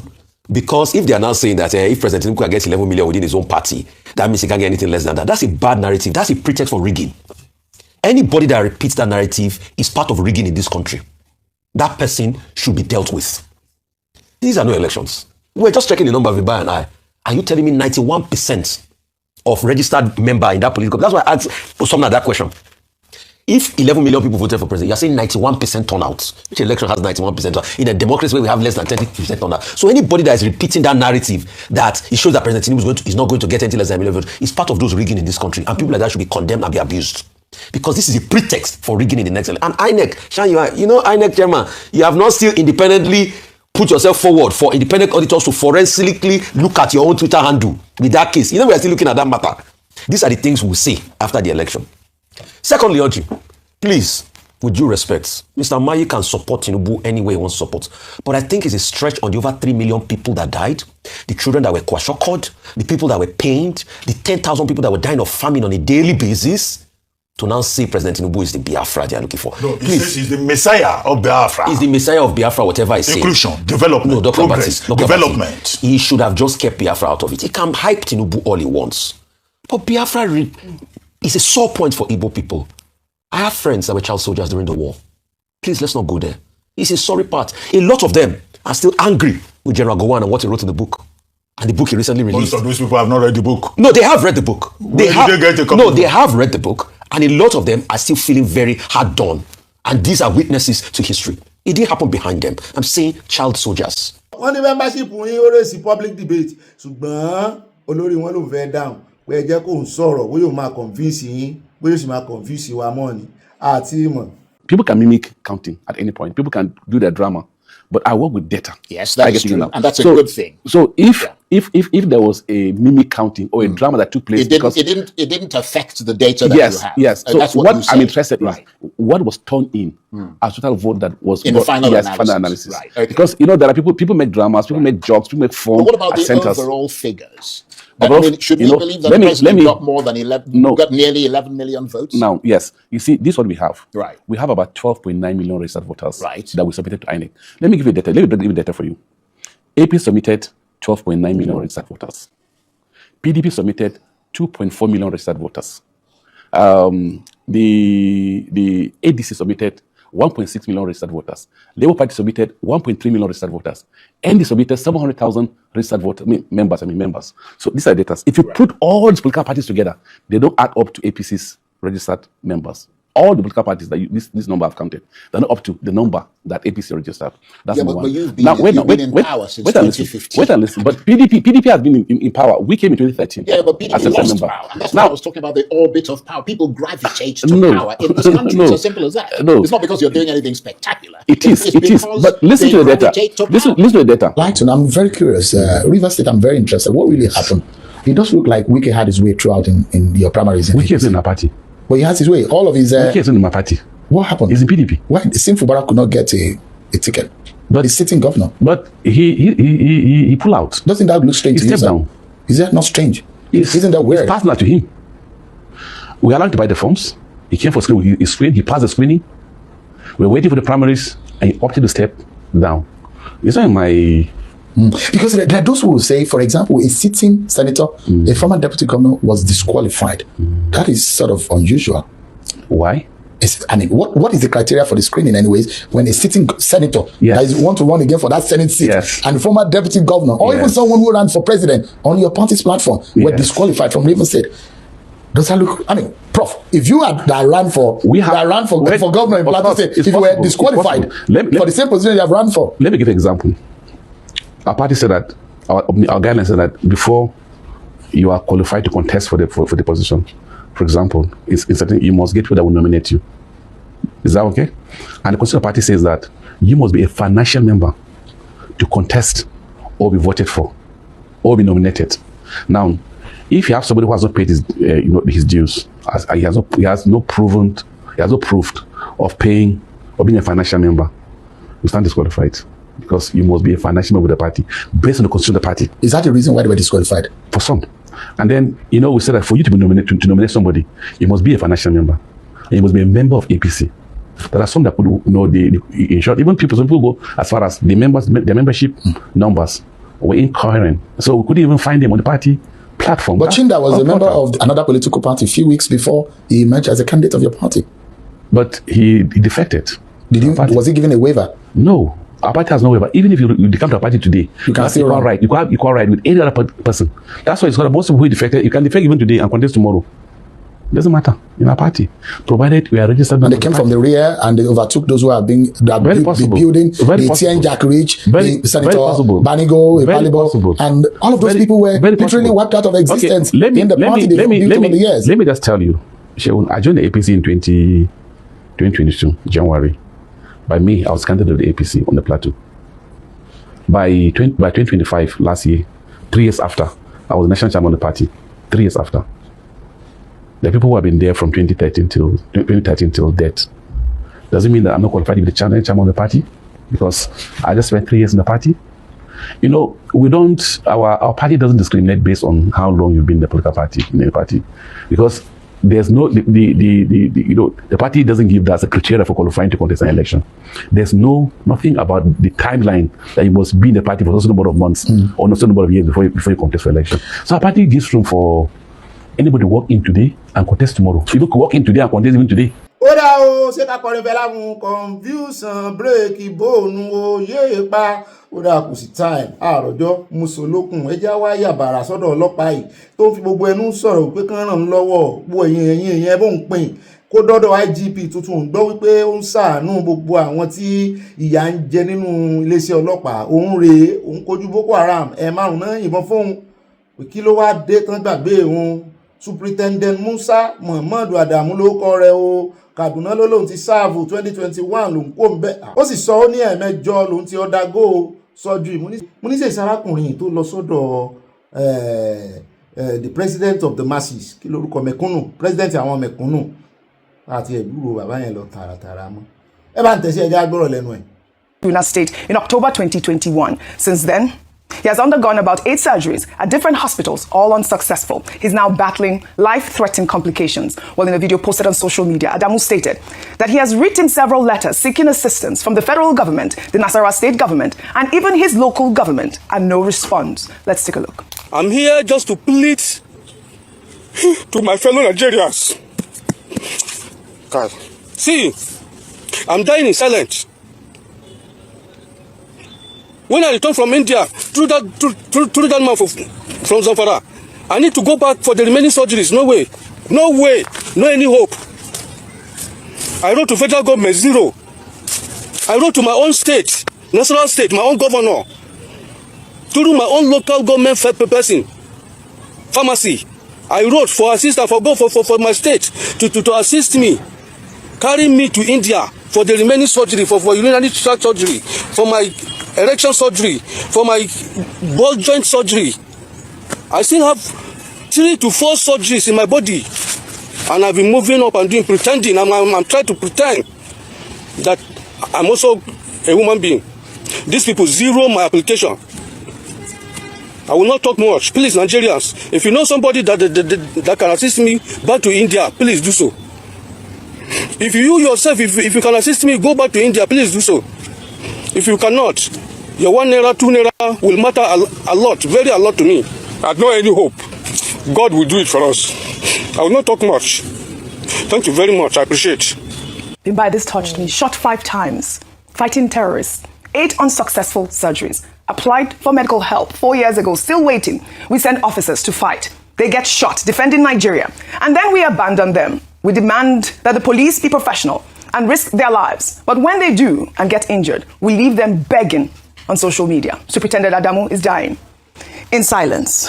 And nobody is listening. And I thought it was important to highlight the balance to this story as to why is it that he has to come on social media to beg. And if you even find out how much he's looking for the surgery, Vimbai, it's completely appalling that they haven't responded. I think it's also sad that this is not the first time that he's making such a video. In 2022, he also came out to make an appeal because he said there'd been several processes with regards to his welfare and attending to his personal accident insurance. However, after several promises, several commitments, nothing had come to pass. At some point, he also said that the IGP at that time had promised that he would get 15 million naira, which would include 7 million naira for scheduled surgeries and outstanding medical bills, but still nothing. And Uji, it's so unfortunate because this is in a broader context of the fact that we see the police coming out regularly, retired police officers coming out regularly to protest for their pensions.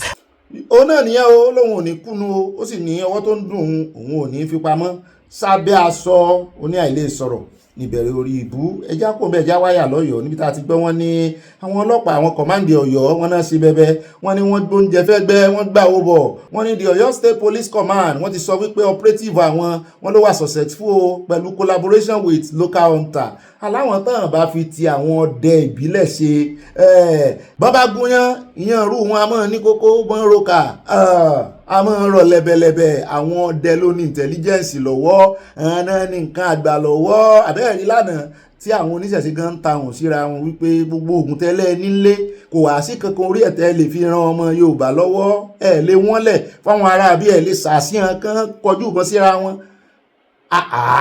àforí àgbàgbé ogun orí TikTok mo lè mi ò níbọn dá sí wọ́n ní àwọn tún gba kidnapper victim kan lẹ̀ wọ́n náà sì pa àwọn 3 nínú wọn 3 suspected kidnappers wà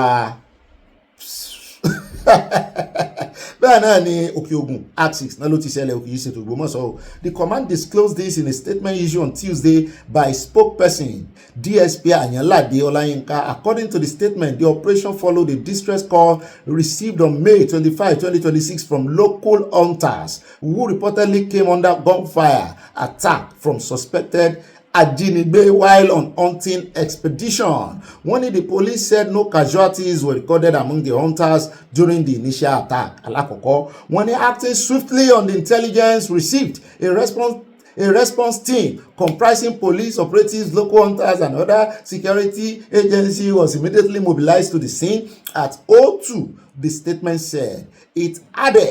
It added that the suspected kidnappers opened fire on the security team upon arrival, leading to a gun duel. Taco. The command also confirmed that one of the local hunters sustained gunshot injuries during the exchange of fire and is currently receiving treatment at a hospital. Commending the operation, the Commissioner of Police in the state praised the bravery of the local hunters and other security stakeholders involved in the rescue mission.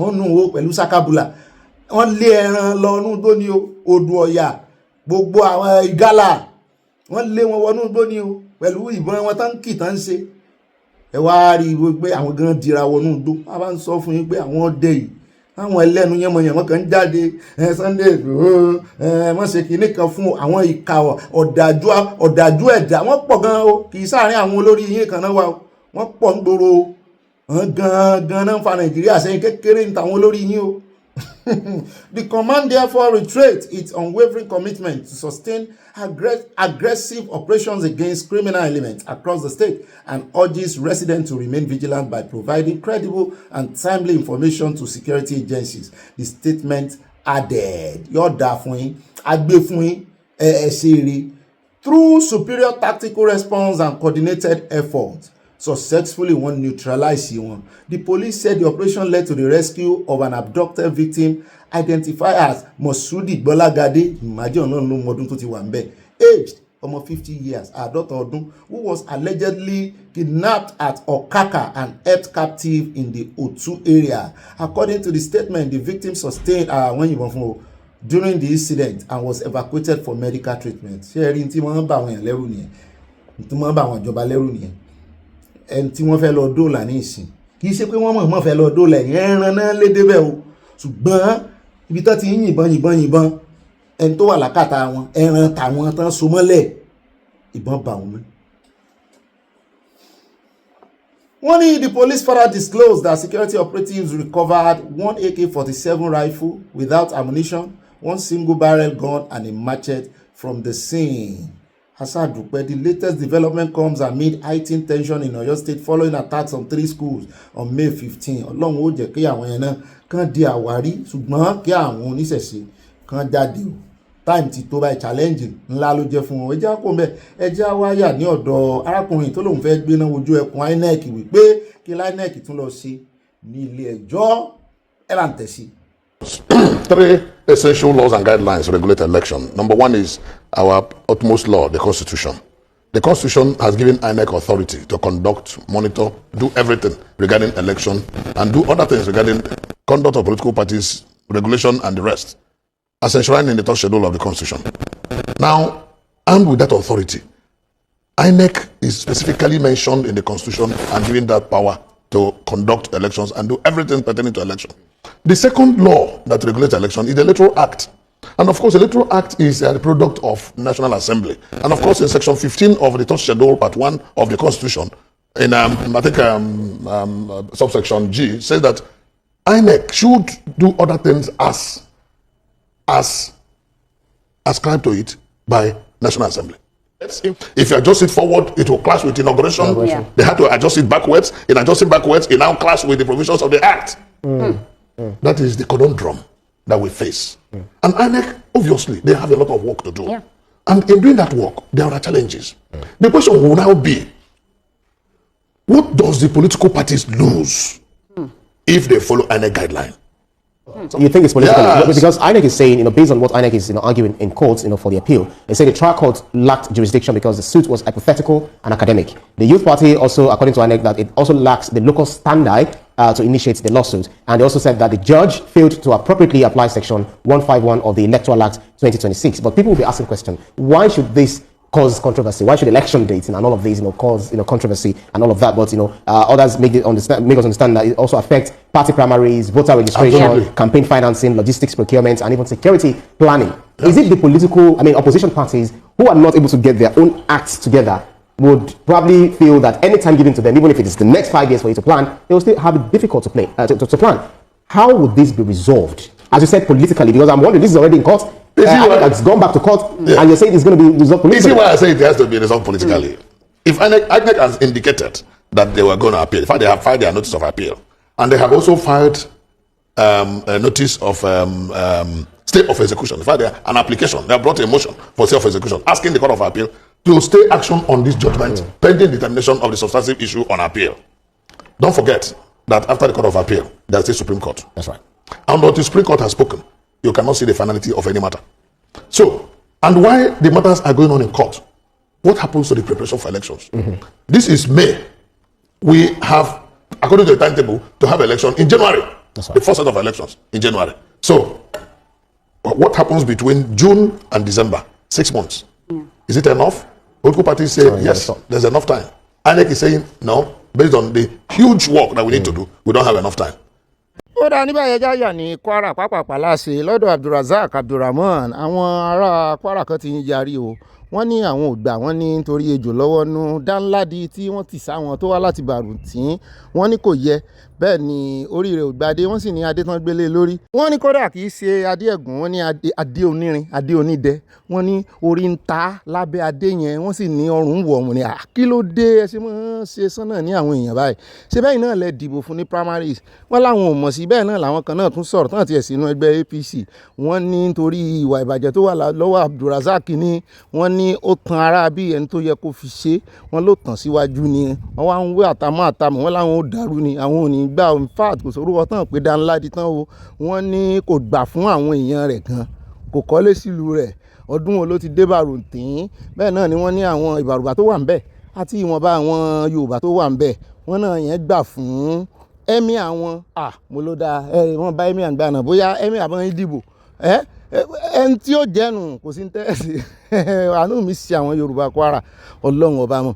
Ó rẹ̀ jẹ́ àgbọ̀ gbogbo àtótónu tán ṣe, bóyá wọ́n yọ Danladi náà lẹ̀ ń wò yìí. Olórí ilé ìgbìmọ̀ asòfin wọn lọ́wọ́lọ́wọ́ ó fẹ́ catapult, ó fẹ́ di number 1 governor, ṣùgbọ́n àwọn èèyàn náà ló wá ń sọ wípé ká má da ọ̀rọ̀ wọn nù jó nítorí òun àti Abdulrasaq náà wọ́n jọ ṣèjọba ní gbogbo fort, gbogbo ntẹ́ ẹ bá fi lè tàbùkù Abdulrasaq pàápàá jùlọ lórí ọ̀rọ̀ insecurity, wọ́n ní gbogbo wọn jọ mọ̀ sí ni. Wọ́n ní ká ẹ wá bí léèrè wípé kí ni ìgbésẹ̀ tán ti gbé nílé ìgbìmọ̀ asòfin gẹ́gẹ́ bí speaker tó ń jẹ́, kí ni ìgbésẹ̀ tán ti gbé láti dáwọ́ insecurity dúró. Ibẹ̀ lẹ́ẹ̀tì mọ̀ bóyá ó lè ṣe àbí kò lè ṣe, wọ́n ní puppet ni.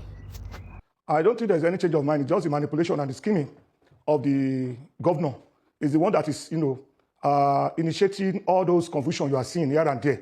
And it's just for the singular purpose of making sure that somebody that have the charisma, that have the quality, that have the acceptability of Kwarans is not elected to on APC platform to succeed him. And that is why you find that if he's talking about loyalty, Seriki have been loyal to him. He has been spending his money for him.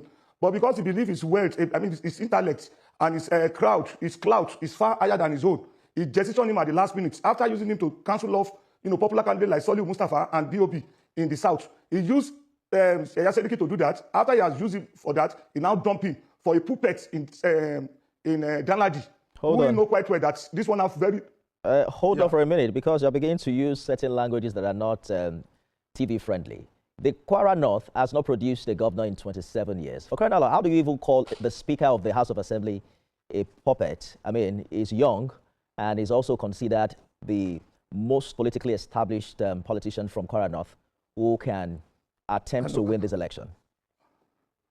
No. That is wrong. If that is the impression being presented before you, or being presented before Mr. President, I would want to tell you that it's a blatant lie. In Kwara North, apart from the fact that it's not an homogenic, society, they have 3 major tribes there who are diametrically opposite to each other. We have the Barubas, we have the Nupes, and the Yorubas, who are minority. The Nupes will never accept a Baruba person, while the Baruba will never accept a Nupe. Now, if Senator Sadiq Umar eventually return as senator, that means we have the senator from that place and the governorship candidate, that is Yaya Danladi, from the same Baruba kingdom. What will you do to the Nupes? Then secondly, the Yorubas are also there. They are a sizable number, but they are treated as outcasts. In most cases, they follow the Emirates on their issue. Then on calling Danladi a puppet, I make bold to say it. Just ask him one motion that have been moved on the floor of the House with all the level of insurgency and all the level of banditry that is going on, most especially in his own place. Not a single motion have been moved. Not a single bill have been passed to show some sense of urgency for the life of over 3 million Kwarans that is at stake. Rather, it has been quiet, and I want to say a sort of criminal silence on our part. Because it's life of human being that is at stake. Yes, sir. Sorry. I want to say that silence is not palatable to Kwarans because of what they are going through now. That's our time. ṣé gbogbo àwọn tó ń ṣe agitation nọ́ọ̀tì tó ń sọ̀rọ̀ nọ́ọ̀tì after gbà tí gómìnà tó ti ṣàṣìṣe kejì tó bá sì mọ̀ pé kì í ṣàṣìṣe kí wọ́n sọ pé ìtàn àkọ́kọ́ ṣe àwọn gbẹ́sẹ̀ lé orí bẹ́ẹ̀ àwọn akẹ́kọ̀ọ́ pé ìtàn àkọ́kọ́ ṣe àṣìṣe ni kò sẹ́ni tí ò lè ṣàṣìṣe àbáwọn bẹ́ẹ̀ lọ́nkọ́ wọn mọ̀ sí ẹlẹ́ẹ̀kejì tó tún ṣe tẹ̀tún dákọ̀ yìí náà àṣìṣe ni àtúbẹ̀ lọ́nkọ́ wọn mọ̀ sí. But speaker wa lé ní Umar Danladi kí wọ́n ka iye ọdún tí wọ́n ti ń ṣe speaker get it to 8 years kí wọ́n ka iye ọjọ́ tí wọ́n fi sun Baruti rí out of that 8 years bẹ́ẹ̀ ka iye ọjọ́ tó fi sun Baruti compare sí ọjọ́ tó fi sun inú Ìlọrin tá a wà níbàyí. And again àmọ́ ibi tán ní property sí most especially lásàdà mú bẹ́ẹ̀ kí wọ́n ka iye property tí wọ́n ní ní Ìlọrin bíbáyìí kí wọ́n ka ìtàn gbé lọ ibi tán pè nílé wọn. So àwọn people yìí gbogbo wa la gbọ́dọ̀ develop ìlú tẹ̀ ń gbé yìí gbogbo wa la gbọ́dọ̀ rí ìlú yìí first. Ẹ má sọ fún wa pé ibi tó kàn yẹn èèyàn mélòó nínú yín ní gbé bẹ́ẹ̀. So wọn ò gbẹ́lu wọn ìlú tí gbogbo ẹjọ́ ń pè lórí ìlú yìí náà ni. So wọn ò wá ní sọ fún wa pé torí pé wọn fẹ́ jẹ gómìnà ọ̀ forí tẹ́lẹ̀ we will not take it. Ẹni tó bá ń pọ̀ ń fẹ́ forí tẹ́lẹ̀ wọn náà gbé property rẹ lọ sí ìlú rẹ yẹn àwọn akálùkù lọ develop rẹ̀ pẹ̀lú resources tó ní because resources wà ló wà lọ́wọ́ rẹ̀ because ìbílú gbé ìlú tó lè lọ sí ni so kí ló wá ń ṣe ọ̀tọ̀ ẹ̀lẹ́sẹ̀ gọ́vnọ̀ tó àdékọ́ ọmọ ìlú ìṣe gọ́vnọ̀ so eléyìí tí wọ́n ń sọ yẹn tó bá tó stage à sọ fún wọn ẹ sọ fún wa property tẹ ní bíbá ìṣó wà nínú yìí so wọn ò ní ìlú tí kálukú kó property sí náà ni. àìkí aláṣẹ ti APC kú sẹ́ àlè kí wọn tó níwèé ṣàṣeyọ. wọ́n ti kéde dáná. well my brother let that lad come down to Kwara State and tell us that I'm the candidate of APC. kan jáde adé erin náà dí òun kì í sa adé ẹ̀gún erin ta. wọ́n á gbà lọ́wọ́ ẹ̀ báyìí. erin ta my brother. so akí ẹgbẹ́ tí ó ṣètò pẹ̀lẹ́pẹ̀lẹ́ gẹ́gẹ́ bẹ́gbẹ́ tiwa náà ti ṣe pẹ̀lẹ́ kùtù èèyàn mẹ́wàá ò bá jáde èèyàn kò bá sáà lọ́mọ oyè akí ẹgbẹ́ òṣèlú ADC pé wọ́n kù sẹ́ àwa kí aláṣetì ìpè ẹ̀ mẹ́jọ ó dà ṣetì o tó dà ṣetì ní bàbá àṣetẹ́ tẹ́ ẹ bá ń dé adé fún àwọn ọmọ oyè tẹ́ ẹ ń sí àwọn aráàlú ó rí i pé ẹgbẹ́ yóò serious náà bó tilẹ̀ wù kówó pọ̀ lọ́wọ́ yín tó bó tilẹ̀ wù kẹ́ ẹ ní security backup tó bó tilẹ̀ wù kẹ́ ẹ láwọn alágbára lókè tó tẹ́ ẹ bá ṣe ń tó tọ́ àti ń tó yẹ ọmọ ìpínlẹ̀ Kwara sọ fún yín pé ó tó gẹ́bẹ̀ ti sọ fún wa 2019.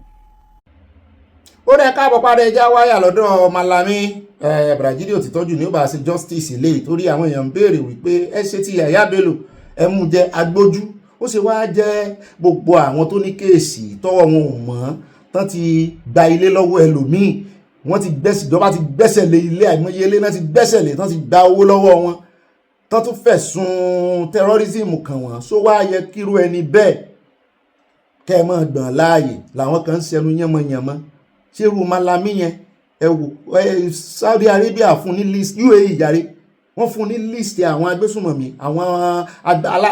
àwọn tí ń ṣe agbátẹrù wọn agbódegbà wọn kò ṣe nǹkan kan lórí ẹ̀ ẹjọ́ ẹ̀ wà nílé ẹjọ́ wọ́n ń try ẹ̀ lọ́wọ́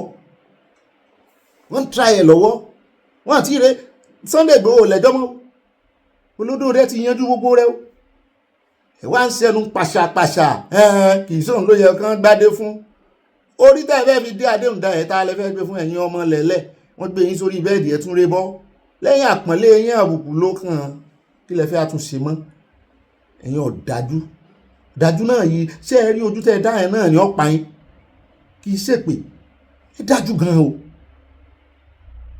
Yahaya Bello ẹ̀ pariwo lé lórí pé kí ló dé tán ń jẹ́ kó gba tíkẹ́ẹ̀tì Malami tún rèé ní ìsìn Malami rèé o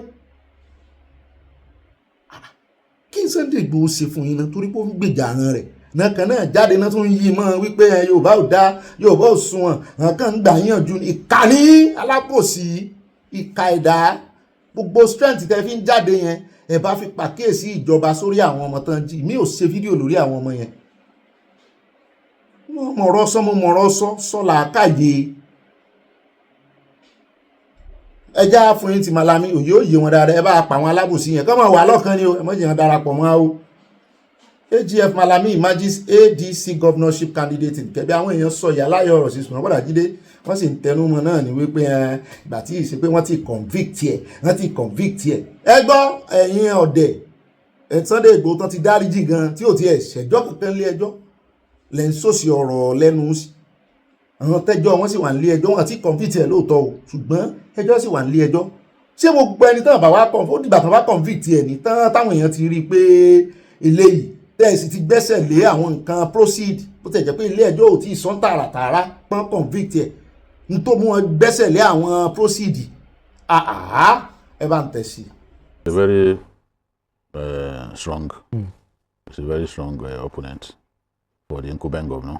They have a lot of work to do, except they are deceiving themselves. They have a lot of work to do because ADC has some momentum in the far north, and Kebbi is one of those states where they have considerable momentum. And don't forget, President Tinubu lost that state in the presidential election. Okay. He lost Kebbi, he lost Sokoto, just the same way I predicted on Journalist Hangout that he would lose those two states. The president lost.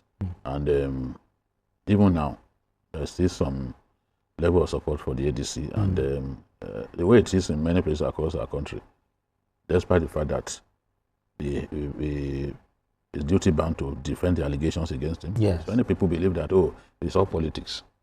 It's all politics.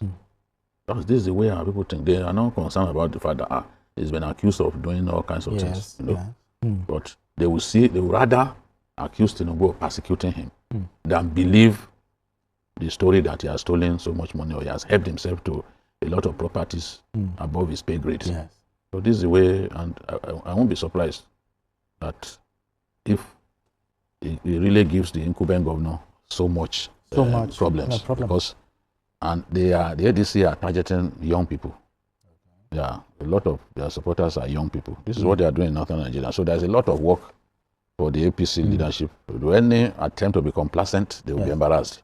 ó rẹ káàbọ̀ padà ẹjẹ́ wá fẹlẹ́ ìkádé gbogbo rẹ̀ ńlẹ̀ ọ̀dọ̀ bàrà Adébáyọ̀ là ń lọ ní SDP níbi tán náà ti ganu sí máìkì kò sí ọ̀rọ̀ tán sọ sí Olódòdẹ tán wọ́n ní Olódòdẹ ń fira rẹ̀ ṣe generalissimo wọ́n ní Tinubu cannot be the candidate general of the federation pé ó ṣe èèwọ̀ kí ló dé sóun nìkan ni bẹ́ẹ̀ náà gáhùn sí máìkì wọ́n ní living standard in Nigeria training citizens to become thieves pé living standard lábẹ́ ìṣèjọba Olódòdẹ pé ó ń kọ́ àwọn ọmọ Nàìjíríà lólè ẹjẹ́ agbọ́rọ̀ lẹ́nu wọn. With respect to the court matter, it was the government and INEC that took it out of proportion. The case in court that the Supreme Court finally resolved did not have to do with the leadership of the party. It had to do with the election we had in Ekiti State. Someone went to court to challenge the winner. Ambassador Alade is the winner of the governorship primary for SDP. He went to court to challenge that, and the court ruled that he wasn't an aspirant and had no local standard. Then he appealed to the Court of Appeal, and the Court of Appeal judgment approved the fact that he had no local standard, but the Honorable Justice Mrs. Wike made some comments which are not part of the judgment, but the INEC used that one to change the leadership of the party, that they are obeying that obita that's not part of the judgment, and the Supreme Court completely ruled that out. So they shouldn't even have touched the leadership at all. They should just let us know that there's no leadership dispute in SDP, and the government and INEC should have intervened in that regard. With respect to Nigerian people, what I have in stock for them and what has changed since 2023, one thing is clear, that I ran for president in 2023, but I did not know that I was running for profit, because everything I said would happen has happened. I said that President Tinubu's policies and those who believe in those policies would ruin the economy, would ruin purchasing power for the people, and would not resort in the accountability which Nigeria was expecting, because one of the reasons why Nigeria wanted to take the bitter pill of subsidy removal was that they thought it was a tool to fight corruption. And we said, no, it's just another way to make life more difficult for you. So now what we have in offer is, number one, we have to run a government that follows the Constitution. What we have today are people in power, but they're not a government in the contemplation of our Constitution. What the government will do is that, one, the government will keep the oath of office, which includes implementing Chapter 2 of the Constitution, fundamental objective of the directive principle of state policy. And every government measure will be able to comply with that. Second, if you have to touch government money, which is public money, you must comply with Section 162 of the Constitution, the management of federation account, to start all the monies are supposed to go to the account goes there, and that it is by appropriation that you touch government money. Since President Tinubu came, he has passed 3 appropriation acts without obeying any of them.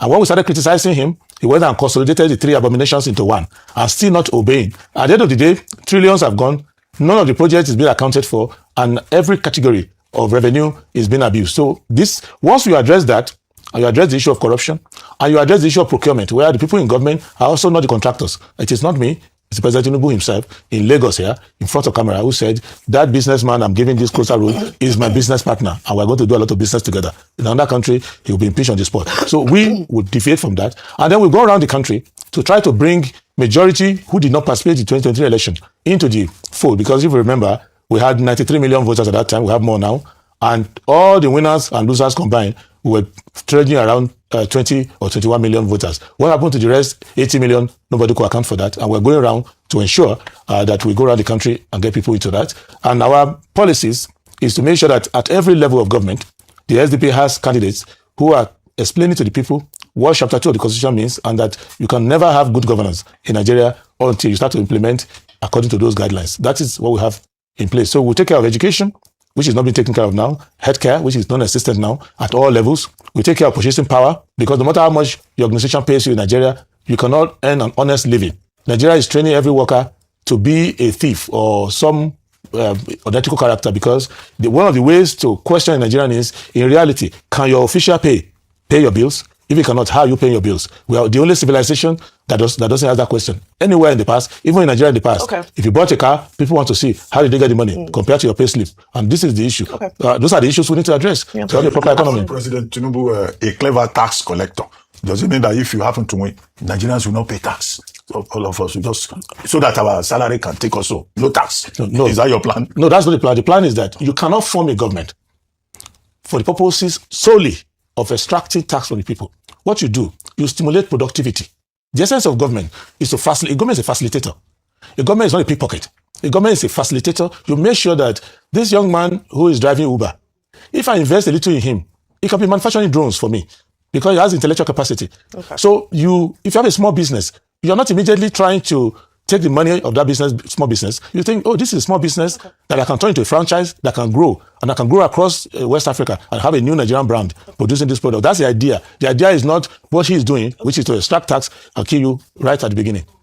Kúdé káàbọ̀ padà òun náà lẹ́tí gbọ́ yẹn àwọn ò ní rí jù báyìí lọ nínú ìròyìn tòun ní o tí wàá ní pé kánjọ́ kan tètè pèsè gbogbo ohun tí ìrù ẹkùn nídìí pátápátá drone ó ṣiṣẹ́ ẹ fi wọ́n lẹ̀ technology gidi wọ́n wá mọ̀ wípé àwa ọmọ Yorùbá fọwọ́sowọ́pọ̀ ẹ má jẹ́ àwòrán wa ràn o iṣẹ́ ti dé ọmọ aláṣẹ jẹ òwò dé ọmọ aláṣẹ la o ẹ má jẹ́ gbogbo ẹnu sọ̀rọ̀ o kì í gbogbo táìmù ní ìṣèkèsè táìmù téèyàn máa fi gbogbo ẹnu sọ̀rọ̀ yọ ìyá kò ní yẹ ẹlẹ́rù ní bọ̀n wọ́n ti rí wípé ìtànsán òmìnira there is light at the end of the tunnel ìyá ní jẹun yọ ìyá kò ní yẹ ẹlẹ́rù bá pín wá dénú ìmọ̀ràn yín náà ṣe kókó gbogbo tó bá jọ́ta Yorùbá ó jọ́ta Sunday Igboho wò mo forí rẹ kó jápin o torí ẹ tálálẹ̀ gbà fún nù o àwọn ò ní kí olóko mọ́ roko àní kọ́lọ́nà mọ́ yẹn àní kí OPC mọ́ ṣe tiẹ̀ àní kí àwọn kinní náà mọ́ ṣe tiẹ̀ kó ní kálukú ojú ọ̀hún tẹ́yẹ fò láì farakanra bọ́n náà bá fẹ́ wọnú jù tán fẹ́ wọnú kinní kán mọ́ wulẹ̀ dẹ́yìn kan dúró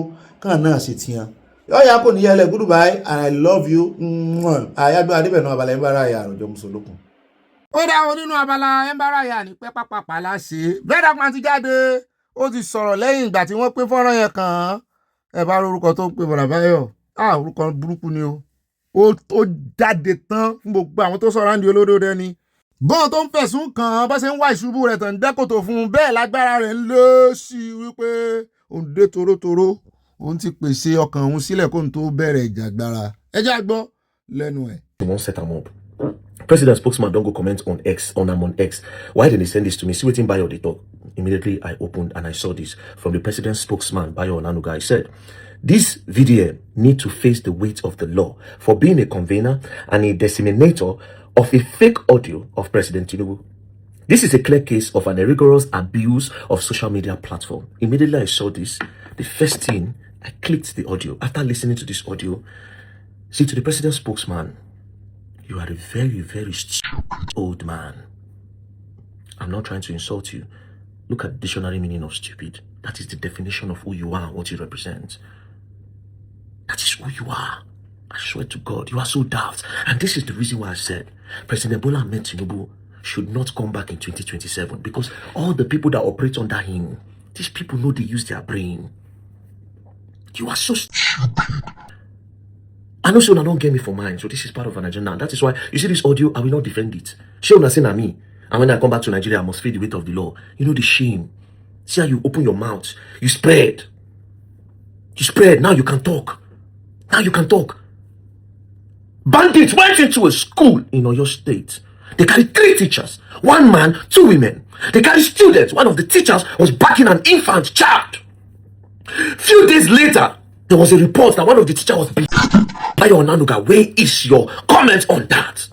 As I speak to you today, today is Children's Day. Those children are still in an unknown location as we speak. We don't even know how they are faring. We don't know what they chop. We don't know where they sleep. We don't know what they don't bite them. We don't even know if they see their life. You have never made comments about that. But today, you finally gave voice. Not because you care about the voice note, but because this is an opportunity to silence Very Dark Man. Yeah, Very Dark Man don't start with a talk against Tinubu. Yeah, why is it? And then I saw, bro, today I understood what Twitter is. They are ready to be hired by anybody. Did you see the comment? Bro, I opened my mouth when I saw the comment. The end of Very Dark Man has come. He has been doing a lot. But this one may be his downfall. He shared a fake audio of President Tinubu. He has been using social media recklessly. I want to know if he's more powerful than the government this time around. Number 1. Number 2, VDM will be arrested and nothing will happen. He has gone beyond his reach. No protest will save him from this. Number 3, from one 6 some guy. You know what they are trying to do? They are trying to spread it out there that I did something. Then they will now use treason. Maybe if I come Nigeria, they'll come home. You know why? Because very dark man is opening the eyes of the people that President Bola Ahmed Tinubu coming back in 2027 will be a disaster to Nigeria. And that is the problem. I'm not going to defend this voice note. They say a very dark man release. If I defend that, may God punish me. If I defend this voice note, may God punish me. Bayo Onanuga, put your name. I won't face that law. Ó náà láti gbọ́ lẹ́nu aláyà bí àyà àtakúlà eléyìí ò ràn yàn o. Ó ti lọ́jọ́ tó ti pinnu láti jáde máa sọ̀rọ̀ ló ti pinnu wípé anytime tó bá ṣẹlẹ̀ sóhun òun gbà bẹ́ẹ̀. Eléyìí a ní kí láyà bí ìbọn wọ́n ti gánu dé wọ́n ga ọwọ́ dé wọ́n ga ìwọ̀n dé ṣùgbọ́n at the end of the day wọ́n place ọwọ́ ẹ̀ padà ni o. Tẹ́ ẹ bá rí àwọn tó ń wíṣẹ́ ní bad. Nàìjíríà ò tí ì ṣetán fún deliverance o. Wọ́n ti ṣetán fún ìtúsílẹ̀, wọ́n ti ṣetán fún salvation, wọ́n ti ṣetán fún ìgbàlà. Bẹ́ẹ̀ parí bọ́n ṣe ó náà láṣejú tiẹ̀ lọ́wọ́ lóòótọ́. Ṣùgbọ́n ẹgbẹ́kẹgbẹ́ àwọn nǹkan rẹ̀ ti ń ṣe. Àwọn Ìgbò náà wọ́n fà lọ́tún lọ́sí. Àwọn Ìgbò ló tiẹ̀ wá ganu tì báyìí. Wọ́n fẹ́ ba ayé ẹ̀jẹ̀ pàápàá jùlọ lórí ọ̀rọ̀ ti Billord. Ṣùgbọ́n ó lóun ò ní defend ẹ̀. Mo sì mọ̀ wípé DSS gan tán bá wo kíní dáadáa tán pé àwọn technology àwọn sí. Mo mọ̀ pé wọ́n mọ̀ ibi tọ́rọ̀ ìtìwọ́ wa. Wọ́n gbọ́dọ̀ mú ẹni yẹn jáde. Tó bá sì jó náà nìkan mú náà jáde. Ṣùgbọ́n tí lóun ò ní defend ẹ̀. Torí àwọn tiẹ̀ ti ń bá defend ẹ̀ gan-an ni. Torí mi gan-an wò pé ṣé bẹ́ẹ̀ dark man ló wá draft tó yìí tí ò ní mọ̀ wípé AI náà fi ṣe voice yẹn kì í ṣe olódò dẹ ní sọ̀rọ̀. Ṣùgbọ́n ẹni tó ṣe wọ́n gbọ́dọ̀ wà jáde tó gé. AI fúnra kò tiẹ̀ ní ìdí pé wọ́n ṣe ń bẹ àwọn professional lọ́wọ́ ẹ̀. AI fúnra rẹ̀ wọ́n máa tẹ fídíò yẹn sórí AI pé who did this tó fi jẹ́ AI náà fi ṣe yẹn. AI máa provide ẹ̀ntàn ṣe orí fóònù tán ti ṣe ibi location tán ti ṣe ó máa provide ẹ̀ jáde. So it's a simple thing ló fi ní is a simple ohun ò ní bọ́n jiyàn rárá ó mọ̀ tí ń sọ tó bá fẹ́ gba bòmí mú òun o. Tó bá nítorí pé òun campaign lòdì sólódò dẹ ẹ lè fi bẹ̀ yẹn mú ṣùgbọ́n wípé òun lòun ju eléyìí síta tí Bọ̀dà Báyọ̀ náà sì wá jáde abẹ́rẹ́ orúkọ tó pé Bọ̀dà Báyọ̀ ni ó jáde tán ó là mọ́lẹ̀ ni ó ní kì í ṣe ìbúwọ́ náà kán lọ́wọ́ nínú dictionary pé àgbàlagbà ní foolish. Ṣé àwọn bọ̀dá yìí náà àwọn ọ̀rọ̀ tó yẹ kán lo agbára lé lórí tó yẹ kán sọ̀rọ̀ lé lórí ìpànìyàn ń lọ lọ́tún lósì àwọn nǹkan tó yẹ kán máa bẹ àwọn ọmọ Nàìjíríà sí wá filẹ̀ wọ́n rè é hàn yín mọ́ very dark man. Sẹ́yìn ni lọ ebi gbogbo ọmọ Nàìjíríà ní lọ́ọ̀ mú